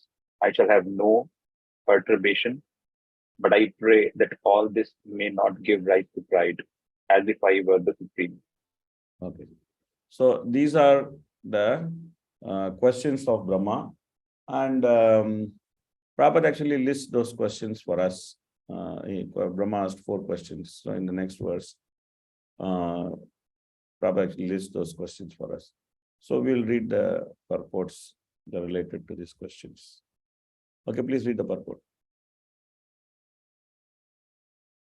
The director is not the enjoyer of the fruits of the action, for without the Lord's sanction, no one can enjoy. For example, in the prohibited area, a habituated drunkard puts forward his application to the director of drinking, and the director, considering this case, sanctions only a certain amount of liquor for drinking. Similarly, the Almighty Lord, being very kind to the living entity, as the Father is kind to the Son, fulfills the living entity's desire for his childish satisfaction.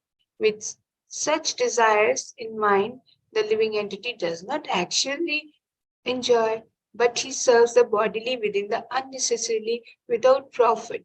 The drunkard does not derive any profit out of drinking, but because he has become a servant of the drinking habit and does not wish to get out of it, the merciful Lord gives him all facilities to fulfill such desires.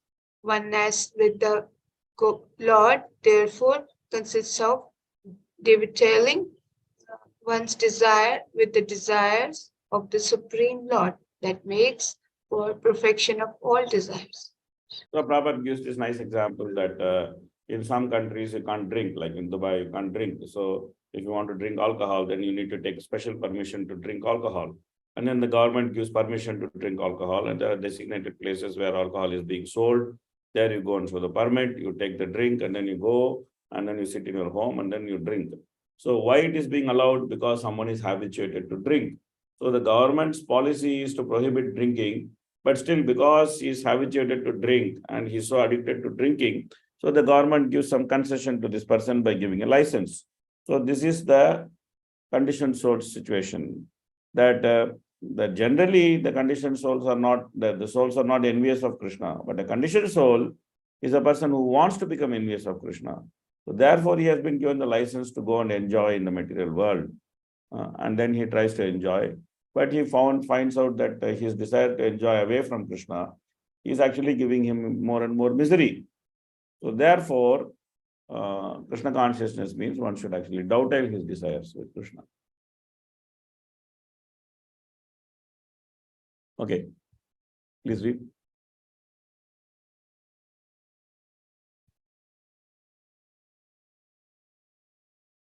Mataji, please read. Sorry, my system was Yes. not working, so sorry for the delay. The exact example is the spider and spider's web.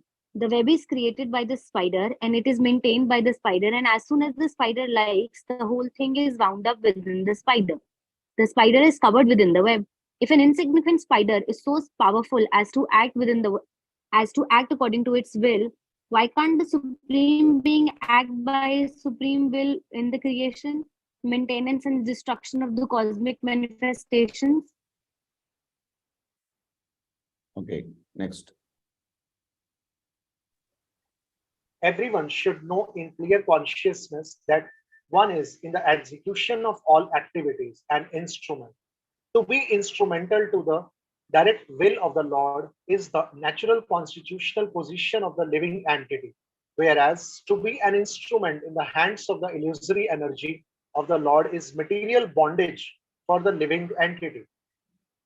Pure devotees of the Lord are therefore not proud of their definite progress, whereas the non-devotee speculator is in the darkness of illusory energy and is very much proud of his misleading knowledge based on speculation without any definite path.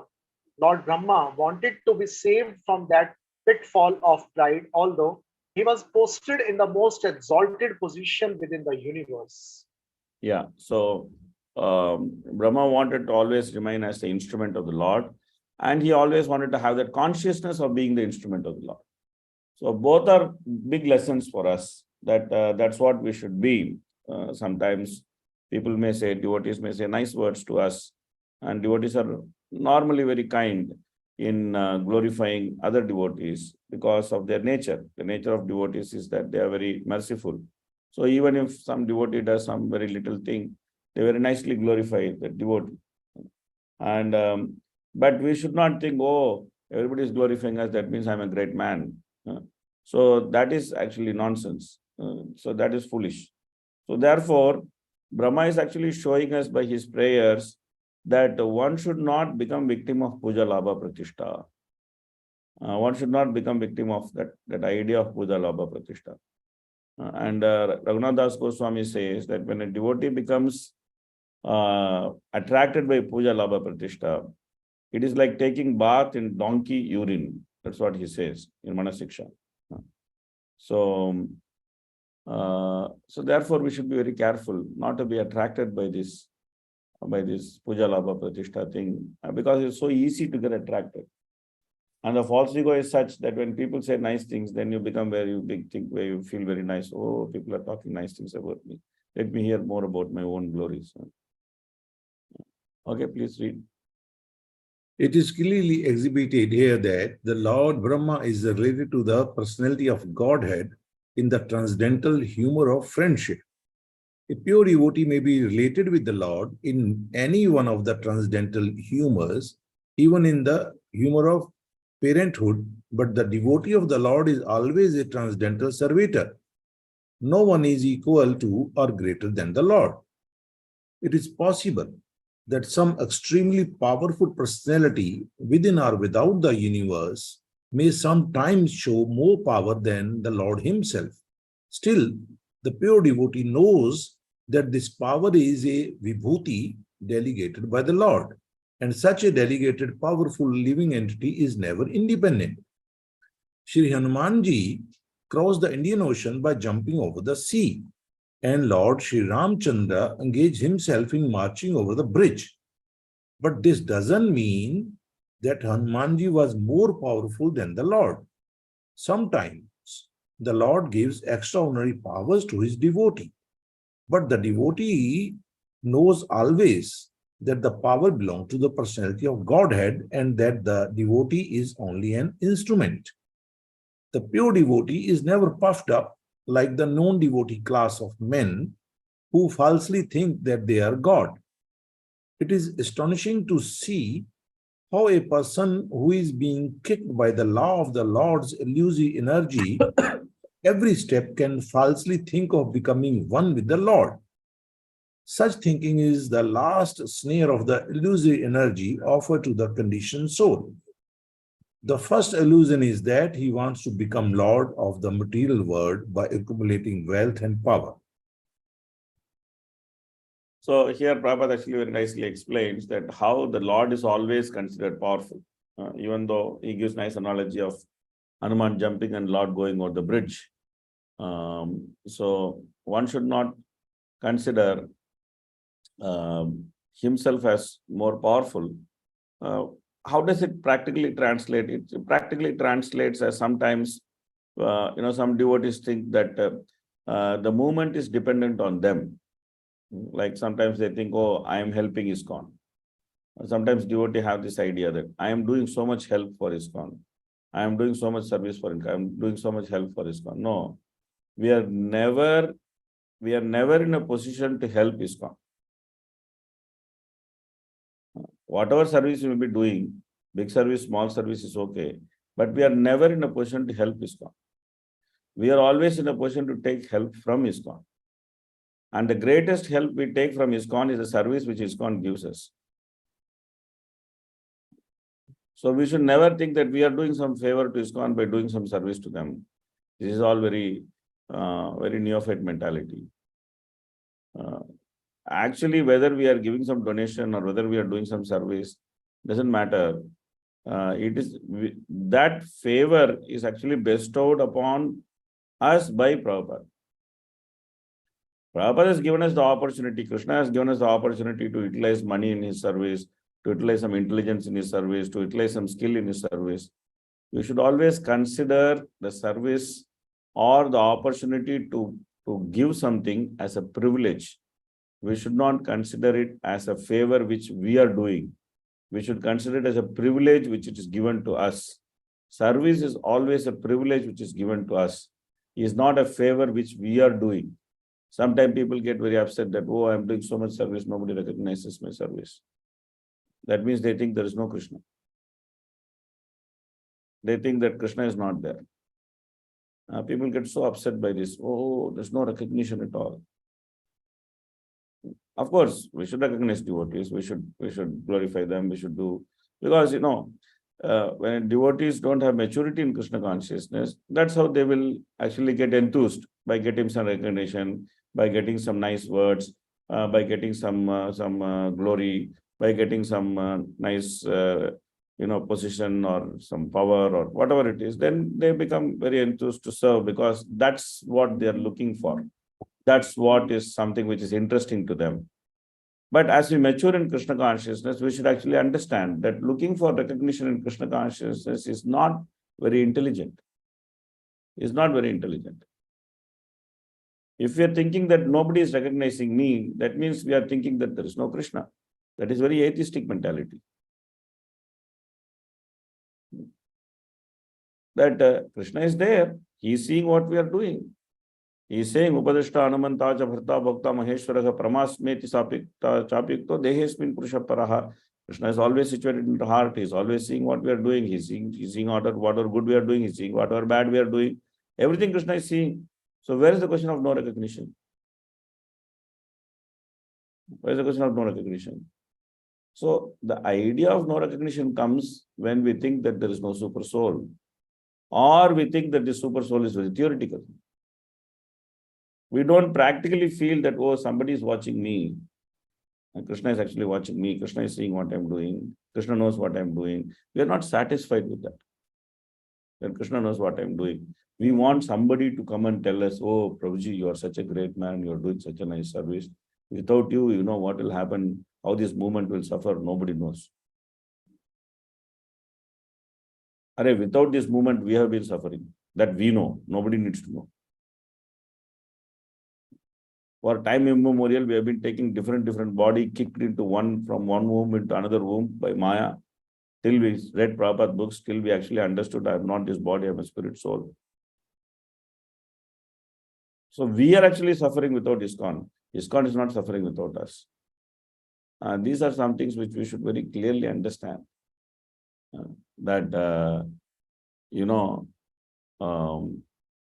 Devotees of the Lord are engaged in specific duty offered by the Lord, and such duties are successfully carried out without hindrance because they are ordained by the Lord. The credit of success does not go to the doer but to the Lord. But the person with poor fund of knowledge take credit of success to their own account and give nothing credit to the Lord. That is the symptom of non-devotee class of men. When we want to take the credit, then we become non-devotee class of men. See, very clearly Prabhupada writes. Very clearly. Prabhupada writes here. That when we think that I am helping ISKCON, I am doing some valuable service to ISKCON, I am the man doing this to ISKCON. Without me, nothing will happen. Then we become counted by Prabhupada as non-devotee class of men. We don't even get counted as neophyte devotee class of men. Prabhupada says non-devotee class of men. Because this is disrecognizing Krishna. So therefore Prabhupada says non-devotee class of men. Very interesting purpose. So this chapter is very practical chapter. It actually opens our eyes very nicely.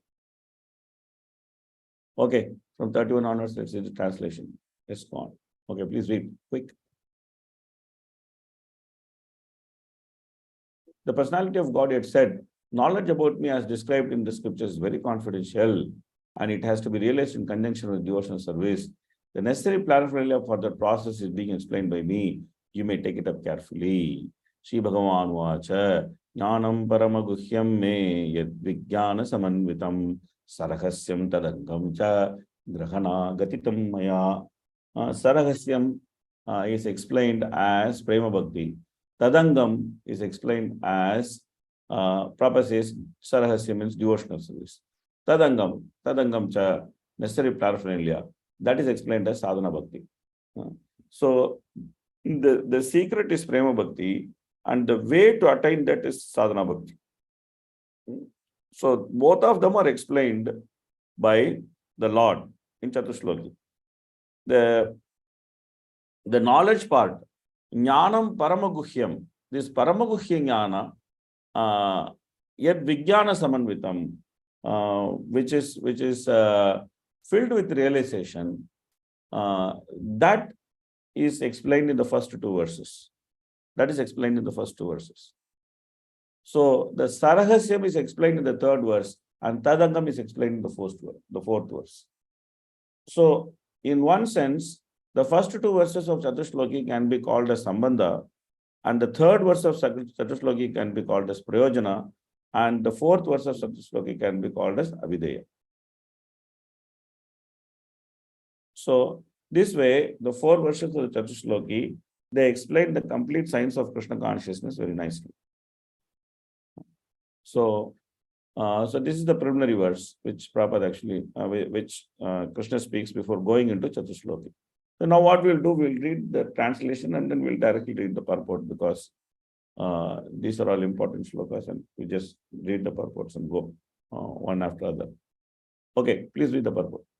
What are the forms of the Lord, both in matter and in transcendence? How are the different energies of the Lord working? Third, how does the Lord play with his different energies? Fourth, how may Brahma be instructed to discharge the duty entrusted to him? Brahma asked these four questions to him. Okay, so these are the four questions, and this answer it constitutes the prelude. Okay, please read. Rahasyam means devotional service. Lord Krishna instructed Arjuna in the Bhagavad Gita because he found Arjuna to be a devotee and friend. Without such qualification, one cannot enter into the mystery of the Bhagavad Gita. Therefore, one cannot understand the personality of Godhead unless one becomes a devotee and discharges devotional service. This mystery is love of Godhead. Therein lies the main qualification for knowing the mystery of the personality of Godhead. And to attain the stage of transcendental love of Godhead, regulative principles of devotional service must be followed. The regulative principles are called Vaidhi Bhakti, or the devotional service of the Lord, and they can be practiced by a neophyte with his present senses. Such regulative principles are mainly based on hearing and chanting of the glories of the Lord. And such hearing and chanting of the glories of the Lord can be made possible in the association of devotees only. Lord Chaitanya therefore recommended 5 main principles for attaining perfection in devotional service of the Lord. The first is association with devotees, hearing. Second is chanting the glories of the Lord. Third, hearing Srimad Bhagavatam from the pure devotee. Fourth, residing in a holy place connected with the Lord. And fifth, worshipping the deity of the Lord with devotion. Such rules and regulations are parts of devotional service. Okay. So in 32, then the Lord explains another important aspect. Yavanaham yata bhavo yadrupa gunakarmakaha tataiva tattva vijnanam astume madanagrahat. Yavanaham, how I am, what is my form, as I am in my eternal form. Yatha, as much as, bhavaha, transcendental existence. So yadrupa, what are the various forms? All of me, namely my actual eternal form, my transcendental existence, color, qualities, and activities, let all be awakened within you by factual realization out of my costless mercy. So this is the second point, most important point, which Krishna makes here, which we need to understand, is that to understand the Lord, we need Lord's mercy. Without Lord's mercy, we cannot understand the Lord. Astume tad anugrahat. Astume mad anugrahat. Let it be by my mercy. By my mercy. This is what he says. So therefore, it is not up to the jiva to understand the Lord by his own effort. It's not that the effort is not required, but the effort should also attract mercy. So therefore, bhakti is that effort which attracts mercy. Sadhana bhakti, Vaidhi sadhana bhakti is the effort which attracts mercy. And when we sincerely follow the Vaidhi sadhana bhakti, then we are actually trying to attract the Lord's mercy. By attracting the Lord's mercy, then we can actually know the Supreme Lord. Okay, please read. The secret of success is understanding the intricacies of knowledge of absolute truth. The personality of Godhead is the costless mercy of the Lord. Even in the material world, the father of many sons discloses the secret of his position to the pet sons. The father discloses the confidence unto the son whom he thinks worthy. The Lord is unlimited. No one can know him completely, but one's advancement in the transcendental loving service of the Lord can make one eligible to know the Lord. The Lord discloses his form even to the extent of measurement to his pure devotees, and that is the meaning of Yavan, and as explained in Srila Jiva Goswami by Srila Jiva Goswami, the greatest scholar of Srimad Bhagavatam. They cannot distinguish between the mundane form and the spiritual form. According to them, without a mundane form, one must be formless. This conclusion is only mundane because formlessness is the opposite conception of form. Negation of the mundane conception does not establish a transcendental fact. Yeah, so we discussed this before. We discussed this point before, which Prabhupada is discussing here. Okay, please continue. A spiritual body is not formless. It is a different type of body of which we cannot conceive with our present mundane senses. Formless, therefore, means devoid of mundane form or possessing a spiritual body of which the non-devotees can have no conception by the speculative method.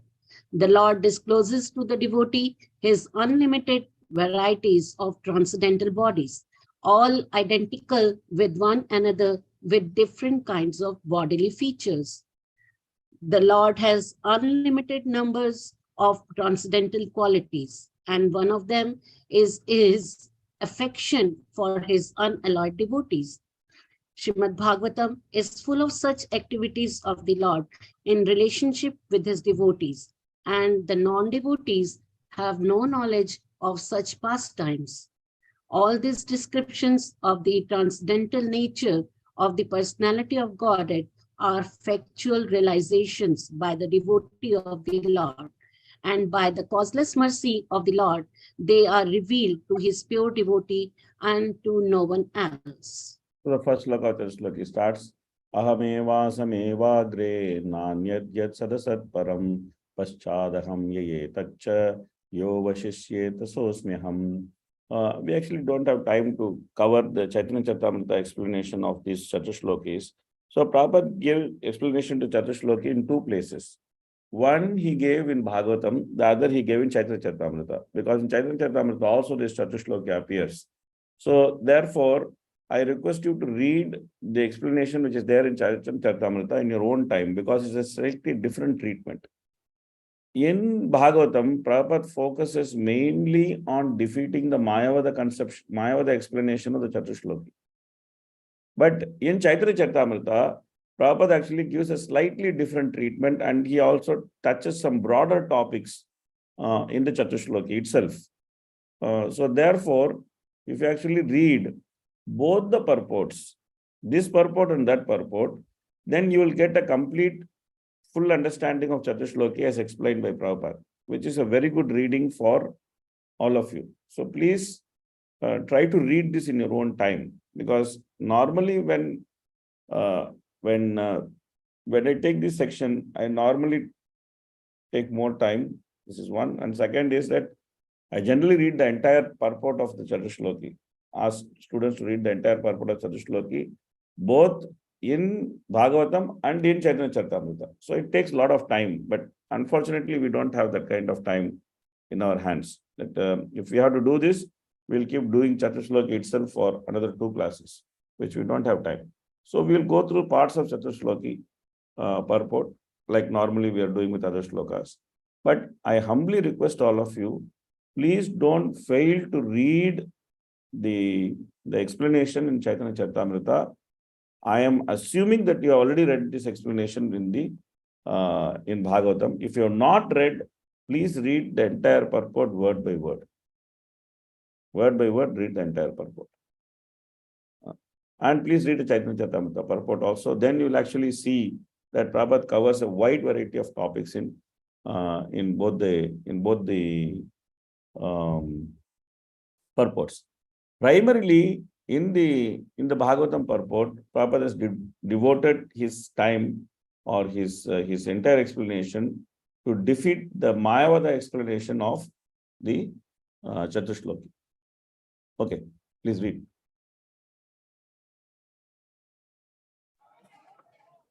The impersonalist put forth the theory of oneness in the sense that Brahma, also being the same principle of I, because he is an emanation from the I, the absolute truth is identical with the Lord, the principle of I, and there is thus nothing more than the principle of I, as explained in this verse. Accepting the argument of the impersonalist, it is to be admitted that the Lord is the creator, I, and that the Brahma is created I. Therefore, there is a difference between two I's, namely the predominator I and the predominated I. Therefore, there are still two I's, even accepting the argument of the impersonalist. So the Yes, impersonalist argument is based on the word aham. So they put overemphasis on the word aham. And they say aham simply means self. And everything is manifested from the self. And that self is simply Brahman. So therefore they say that that Brahman, which is the self, that impersonal Brahman, which is the self, that is the source of Narayana or Vishnu. And that Vishnu is also source of another aham, which is Brahma. So therefore they say this aham and that aham is simply same aham, which is ultimately in the ultimate sense is just the impersonal Brahman. So that is their argument. So Prabhupada is actually addressing that argument, and Prabhupada is explaining that the moment you accept that one person is created from another person, then you have to accept that one person is predominator and the other person is predominated. Even though they both can be called as aham, they both can be referred to as aham, but still the original person is a predominator aham, and the person who is created by him is the predominated aham. Because normally we understand that that which is created is inferior to the person who creates it. Normally we understand this. Okay, please read. Continue. the father creates or begets a son, and the son also creates many other sons, and all of them may be one as human beings, but at the same time from the father, son and grandsons are all created. The son cannot take the place of the father, nor can the grandsons. Simultaneously, the father, the son, and the grandsons are one and different also. They're different as personalities, but they're one as human beings. So that is the Achintya Veda Tattva. That you are one in quality, but you are different in quantity. Okay, please continue.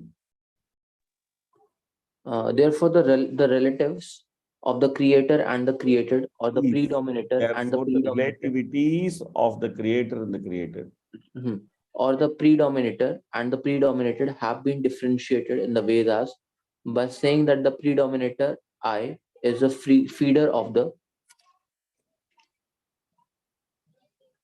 predominated eyes, and thus there is a vast difference between the two principles of I. So Dityo Nityanam Chaitanas Chaitananam Yeko bahunan yo vidadhati kaman. That one person, he actually satisfies the desire of everyone. The same thing is said in the Isha Upanishad also. Anyone remembers where it is said? Where it is said in the Isha Upanishad?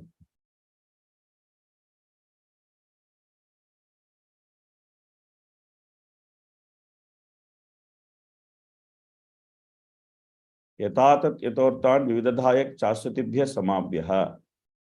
Yatatat yatortan vividadhayak chasatibhya samabhyaha is what Isha Upanishad says. Same meaning. That whoever is having whatever desire, this person has been fulfilling those desires of all these people from time immemorial. Same thing.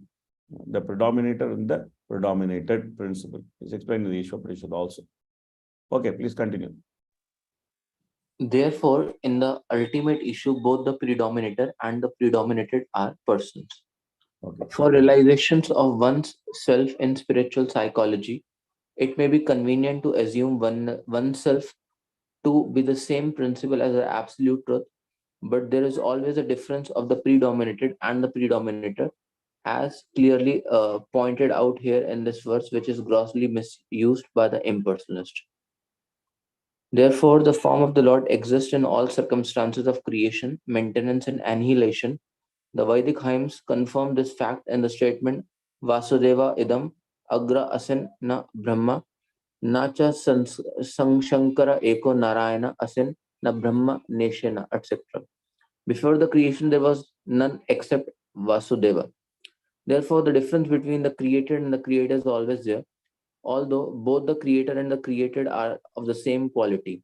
Therefore, the personality of God exists before the creation. Yeah, just hold on.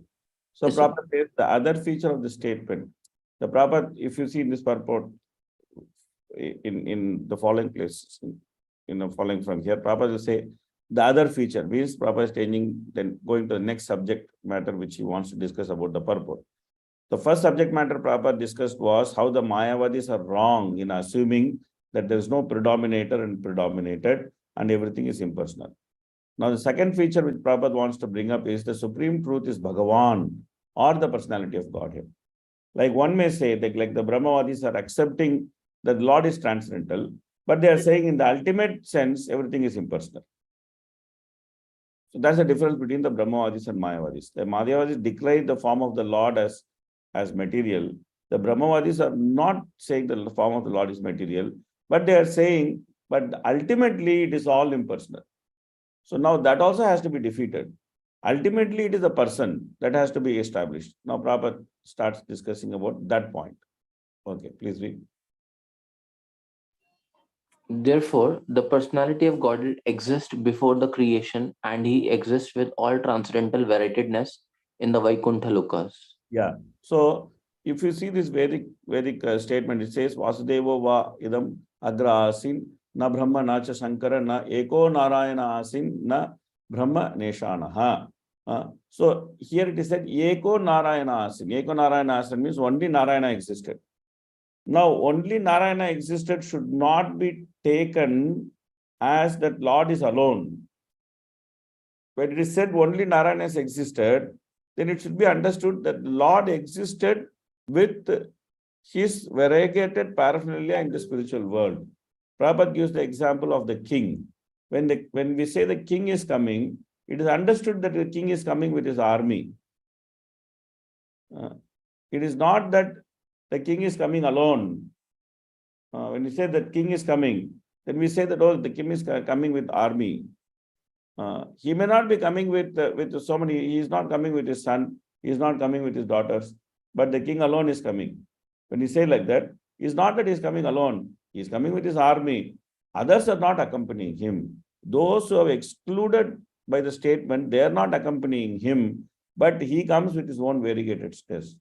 So those who are excluded by the statement, who are excluded by the statement, that Brahma is excluded, Shankara is excluded, and so all the different demigods are excluded.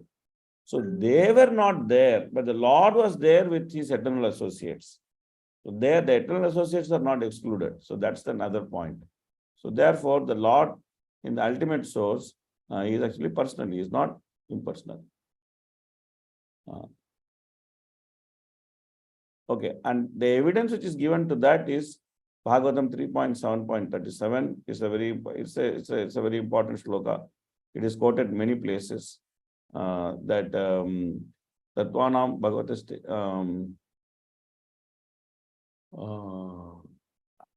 that who is serving the Lord at the time of during the annihilation of the creation, who serves the Lord while lying on the sesha? This is a question which Vidra will ask. You'll see the third canto. Vidra will ask to Maitreya, and this shloka has been cited as evidence that the Lord actually remains with his variegatedness even when the material creation is wound off. Okay, please continue.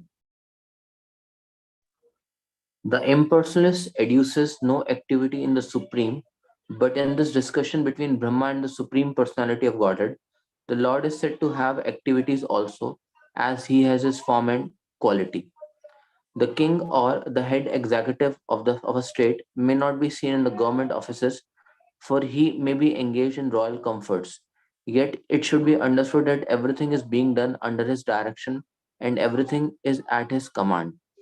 The example of sun is very appropriate in this connection. The sun in the night may not be visible to the eyes of men in the darkness, but the sun is visible wherever it has risen.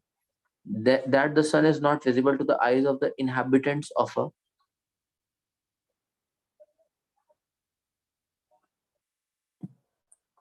particular part of the earth doesn't mean that the sun has no form. In the Brahma Arankya Upanishad for 1.4.1, there is a hymn Atma Vedam Agra Asit Purusha Vidha. This mantra indicates the supreme personality of Godhead Krishna even before the appearance of Purusha incarnation. In the Bhagavad Gita 15.18, it is said that the Lord Krishna is Purushottama because he is the supreme Purusha, transcendental even to the Purusha Akshara and the Purusha Shara. The Akshara Purusha or the Mahavishnu throws his glance over Prakriti or material nature, but the Purushottama existed even before that. Okay, please continue. Therefore, he is materially impersonal, just as the executive head of the state may be impersonal in the government offices, although he is not personal in the government house. Similarly, the Lord is not impersonal in his own abode, which is always nirasta kuhakam, as stated in the very beginning of the Bhagavatam. Therefore, both the impersonal and the personal feature of the Lord are acceptable as mentioned in the revealed scriptures. Yeah, so the Lord is materially impersonal means that the Lord's energies are the cause of the material manifestation. The Lord himself is not seen here, but his energies are playing, and his energies are playing in various ways, and they become the cause of the material manifestation. So therefore, the Lord is felt as time factor, the Lord is felt as Maya, the Lord is felt as the law of nature, the Lord is felt as so many different things. Here, the Lord is felt as Virat Rupa, which is the different aspects of this material nature which is seen. So all these are impersonal representations of the Lord within the material world. But just because he is seen as impersonal representation in the material world, it doesn't mean that he doesn't exist.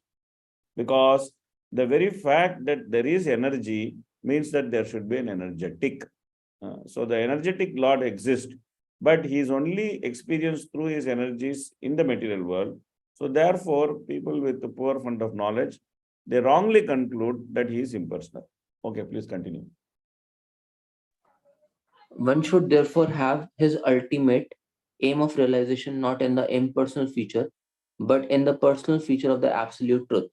The example of sky within the pot and the sky outside the pot may be helpful to the student for his realization of the all-pervading quality of the cosmic consciousness of the absolute truth. But that doesn't mean that the individual part and parcel of the Lord becomes the supreme by a false claim. It means only that the conditioned soul is a victim of the illusory energy in his last snare. To claim to be one with the cosmic consciousness of the Lord is a last trap set by the illusory energy or Devi Maya. Even the impersonal existence of the Lord as it is in the material creation, one should aspire for personal realization of the Lord, and that is the meaning of paschad aham yad eta chayo vishayeta so sami aham. Swami aham. Brahmaji also accepted the same truth when he was instructed. Narada, he said, Soyam te bhitastata bhagwan vishwabhavana. There is no other cause of all causes other than the Supreme Personality of Godhead Hari. Therefore, this verse Aham Eva never indicates anything other than the Supreme Lord, and one should therefore follow the path of the Brahma Sampradayas or the path from Brahmaji to Narada to Vyasadeva, etc., and make it to a point in life to realize the Supreme Personality of Godhead Hari or Lord Krishna. This very confidential instruction to the pure devotees of the Lord was also given to Arjuna and to Brahma in the beginning of creation.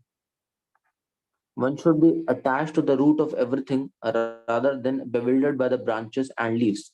This is the instruction given in this verse.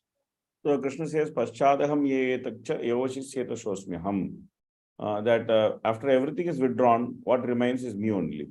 So this can be explained in two ways. The one way of explanation is that after the material creation is withdrawn, the Lord remains. So this is one way of explanation. The second way of explanation is that when you actually see through the external forms which you're able to see, ultimately you will find all these different manifestations are only manifestations of Krishna's energy. And therefore, you'll actually find that Krishna is the root of this manifestation. That's what Prabhupada is saying. One should be attached to the root of everything rather being bewildered by the branches and leaves. The entire cosmic manifestation is the branches and leaves. Like, you go to Malaysia, there's Twin Tower. You go to Dubai, there is Burj Dubai, which is like the highest tower, or Burj Khalifa is the highest tower, or you go to some other place, maybe Las Vegas, there is some casino where you can go and people go with so much of money simply to lose their money by gambling. There are so many different types of arrangements are there. In this material world. For people in mode of ignorance, there's different arrangement. For people in mode of passion, there's different arrangement. For people in mode of goodness, there's different arrangement. There are many different arrangements for many different type of people. But a person who actually sees through all this arrangement, he simply sees that who exists is simply the Lord. There's nobody except the Lord who's actually existing. So therefore, there's all the second meaning of this word, this point. Paschadaham yetakcha yovashisyeta shosmyaham. You actually see behind the cosmic manifestation, you'll actually find Krishna. That's the second meaning. So the next verse. Ritirtamya pratiyeta na pratiyeta chatmani tadvidyat atmano maya eta bhasho eta tamaha. Oh Brahma, whatever appears to be of any value, if it is without relationship to me, there's no reality. Know it as my illusory energy, the reflection which appears to be in the darkness. So this is what Maya is. To actually see anything without connection to Krishna is Maya. That's it. It's a very, very simple definition which Krishna gives for Maya. What is Maya? If you actually see it, I have a computer. If you actually see this computer, if I think that this computer has got nothing to do with Krishna, it is manifested by the intelligence of Steve Jobs. And Steve Jobs is responsible for this computer. And Krishna has got no role to play in this, then this computer is Maya. If I actually recognize that this computer is simply made of the elements which Krishna has produced by the brain of Steve Jobs, whose brain system Krishna only gave. He gave him the ability to conceive this type of computer. So therefore, this computer was produced. If I accept it, then it is Krishna conscious. The right conclusion of dovetailing everything in relationship with Lord is called Yogamaya, or the energy of union. And the wrong conception of detaching a thing from its relationship with the Lord is called the Lord's Daivi Maya or Mahamaya. That's it. Very, very simple conclusion which Krishna gives. What is Maya? Okay, that's why Prabhupada asked, why did you create Maya? When Prabhupada disciple, one person went and asked Prabhupada, why did Krishna create Maya? Prabhupada asked him back, why did you create Maya? Why? Because we are the ones who are actually not seeing the connection. When we don't see the connection, we create Maya. When we see the connection, there's no Maya. Okay, please continue, Madhuri. Misconceiving one thing for another thing is called illusion. For example, accepting a rope as a snake is illusion, but the rope is not false. The rope, as it exists in the front of the illusion person, is not at all false, but the acceptance is illusory. Therefore, the wrong conception of accepting this material manifestation as being divorced from the energy of the Lord is illusion, but it is not false. In the material world, the light of the sun is also not independent, nor is that of the moon. The real source of light is the Brahmajyoti, which diffuses light from the transcendental body of the Lord. And the same light is reflected in varieties of light: the light of the sun, the light of the moon, the light of the fire, or the light of electricity. So, the identity of the self as being unconnected with the Supreme Self, the Lord, is also illusion, and the false claim, I am the Supreme, is the last illusory snare of the Maya, or the external energy of the Lord. So sometimes devotees in ISKCON, they talk about balancing material life and spiritual life. Sometimes people ask question also, how to balance material life and spiritual life. And sometimes devotees say that, oh, we should balance material life and spiritual life. Or sometimes we say, oh, there's imbalance in material life and spiritual life. But the conception of having two lives is the basis of Maya. Because when we say I have a material life and a spiritual life, then we are saying that I have a life which is connected with Krishna and I have a life which is not connected with Krishna. That is called Maya. So the very concept of balancing the material life and spiritual life is actually Maya. There is no question of balancing the material life and spiritual life. We only have one life, which is spiritual life. Within the spiritual life, we have two types of activities. Activities which are by nature Krishna consciousness and activities which have to be made Krishna conscious. We have two types of activities. So activities by nature Krishna conscious, this is Navavida Bhakti. Hearing, chanting, reading Bhagavatam, remembering Krishna. This is Shravanam, Kirtanam, Vishnu Smaranam, Archanam, Bandhanam, Dasyam, Sakyam, Atma Nivedanam. These are activities which are naturally Krishna conscious. By nature, they are Krishna conscious. If you do that activity, it is Krishna conscious. That's it. If you chant Hare Krishna, it is Krishna conscious. If you hear Bhagavatam, it is Krishna conscious. That's it. You don't have to do anything else to it. But eating is not a Krishna conscious activity. You have to make it Krishna conscious. You have to make it Krishna conscious by offering the food to Krishna. Earning money is not a Krishna conscious activity. You have to make it Krishna conscious. You have to make it Krishna conscious by actually raising a Krishna conscious family, by giving charity to Krishna conscious projects. You have to make that money Krishna conscious. So there are activities by nature Krishna conscious. There are activities which have to be made Krishna conscious. Generally, activities which are meant for the maintenance of the body have to be made Krishna conscious. Activities that are connected to the soul, which is Navavida Bhakti, they are naturally Krishna conscious. So now what is the balance?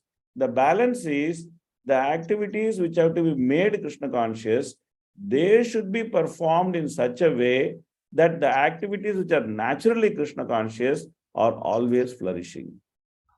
That is the balance. That is the balance we are looking for.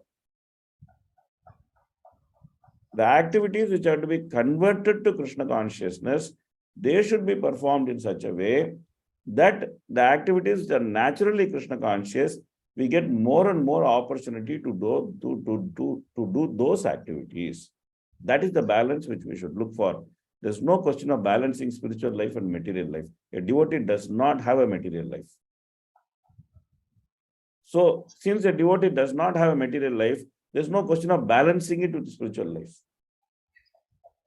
The moment we start thinking, I have a material life, I have a spiritual life, that is called Maya. Because by very definition, what is Maya? Maya means seeing things without connection to Krishna. That is the very definition of Maya.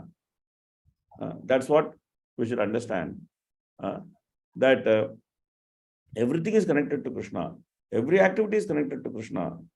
There is nothing which is not connected to Krishna.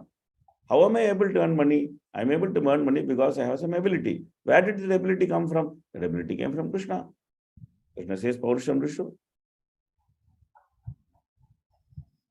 So therefore, the whole point which Krishna is trying to make here to Brahma is that as long as you keep seeing something as independent of me, to that extent of how you are able to see it, to that extent you are in Maya. That's it. In our life, as long as we keep seeing things as independent of Krishna, then to that extent we see it as independent of Krishna, we are in Maya. Like for example, if somebody comes and makes trouble for us, we think that I am innocent and this guy is making trouble for me, it is his fault. We think like that. This is called Maya. Because if I am innocent, why should this guy come and trouble me? Why should Krishna allow him to come and trouble me? Now there are only two explanations to this. One is that Krishna, he wants to come and trouble me. Krishna is unable to stop him, even though Krishna is nice. So he is coming and troubling me is independent of Krishna's desire. That means Krishna is not having all power.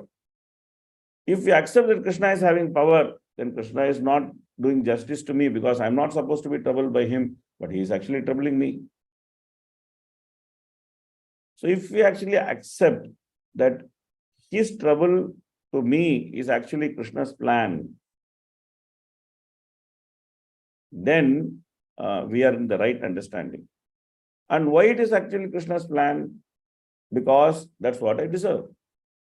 Now, whether I should not counteract the trouble, of course you should counteract the trouble. I'm not saying that you should not counteract the trouble, but you should counteract the trouble with the full understanding that actually I deserve this, so that's why I've got it. So this guy who is giving me this trouble, I don't have to worry about him. I should simply worry about me.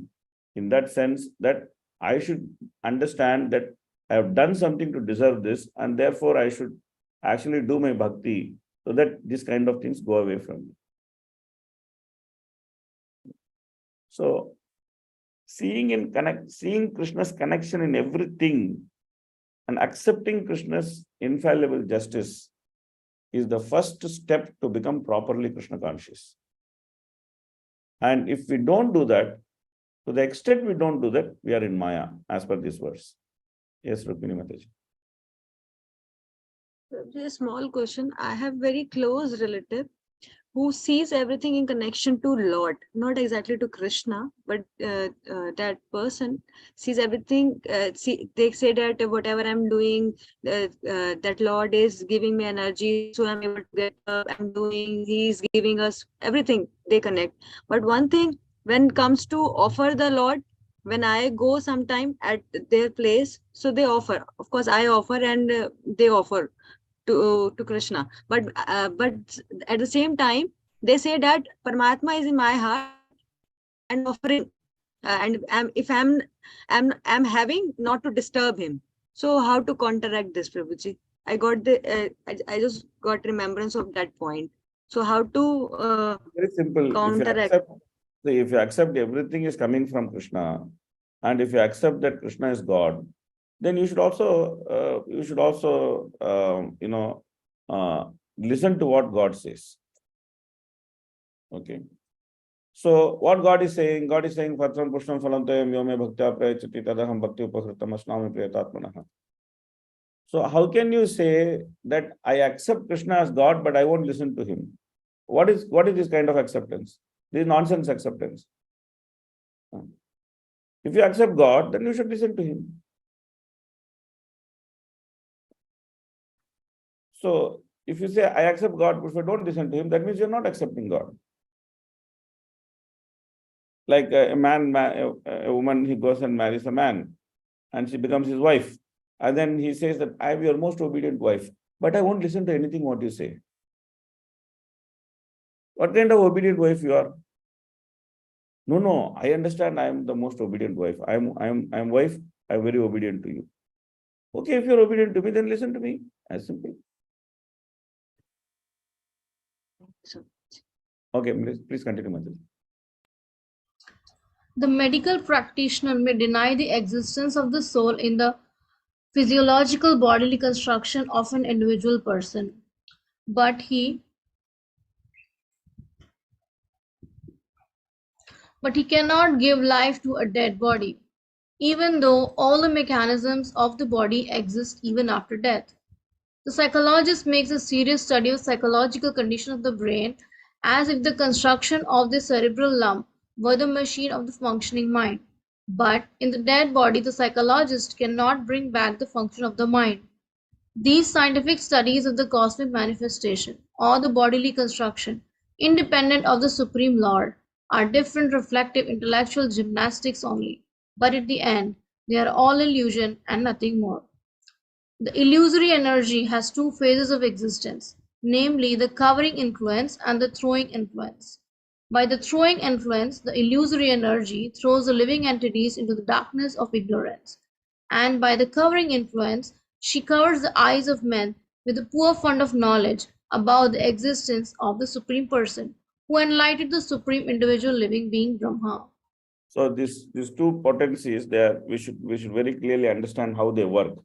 The throwing potency is continuously throwing us into Maya, and the covering potency is covering our knowledge in such a way that we are unable to see that we are suffering in Maya. And what is the classic example of that? The classic example of that is that you ask anybody, how are you? And the guy says, I am fine. This is called the covering potency.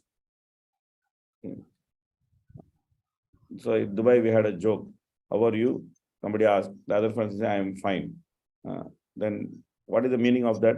He's always paying fine. He's paying this fine, that fine, that fine. And now he has become identified himself with fine. So therefore he says, I am fine. I am always paying fine. So this is life. This is life. We are saying, how are you? I am fine. This is called the covering potency. Very, very simple thing. The living entity actually thinks that he is fine. He is all right. That's called the covering potency. And the throwing potency throws him more and more into illusory activities. And he makes him think that by such illusory activities, he can be happy. So therefore, one should actually recognize the working of the covering potency and the throwing potency in one's own life. When we think that I am very comfortably situated in my particular situation, that means we are actually victim of the throwing potency. We should be very uncomfortable with this material world. We should be very uncomfortable with this body. Now, Prabhupada says fish out of water. Fish out of water is not very comfortable. But we make many arrangements. Now AC is running, outside is very hot, inside is very cool, 22 degrees, 24 degrees. I feel I'm very comfortable. When I go to outside, I feel I'm uncomfortable. But if I think that sitting in AC, I'm very comfortable, that means it's covering potency. So this is how practically the covering potency and the throwing potency works. Okay, please continue with this. Although the reflectory energy of the Lord displays various illusions to the eyes of persons with a poor fund of knowledge, the sane person knows clearly that the Lord can act even from far, far beyond our vision, by his different energies, just as fire can diffuse heat and light from a distant place. Actually, we should stop because this is a longer explanation. We should stop here because I don't think we'll be able to finish this. So since anyway we are going to continue, that's what I understood. We'll continue a few more sessions. We'll just continue in the next class. The Saturday class will continue. Stop here. It's okay. It's basically the next section of the explanation. And that section of explanation, Prabhupada gives a very wonderful analogy to explain how Maya works and how Maya cheats. So we'll continue it in the next class. Okay. Hare Krishna, Krishna Krishna, Hare Hare. Hare Ram, Ram Ram, Hare Hare. Canto Bhagavatam ki jai, Srila Prabhupada ki jai. Gaur Premanande, Hare Hare Bo.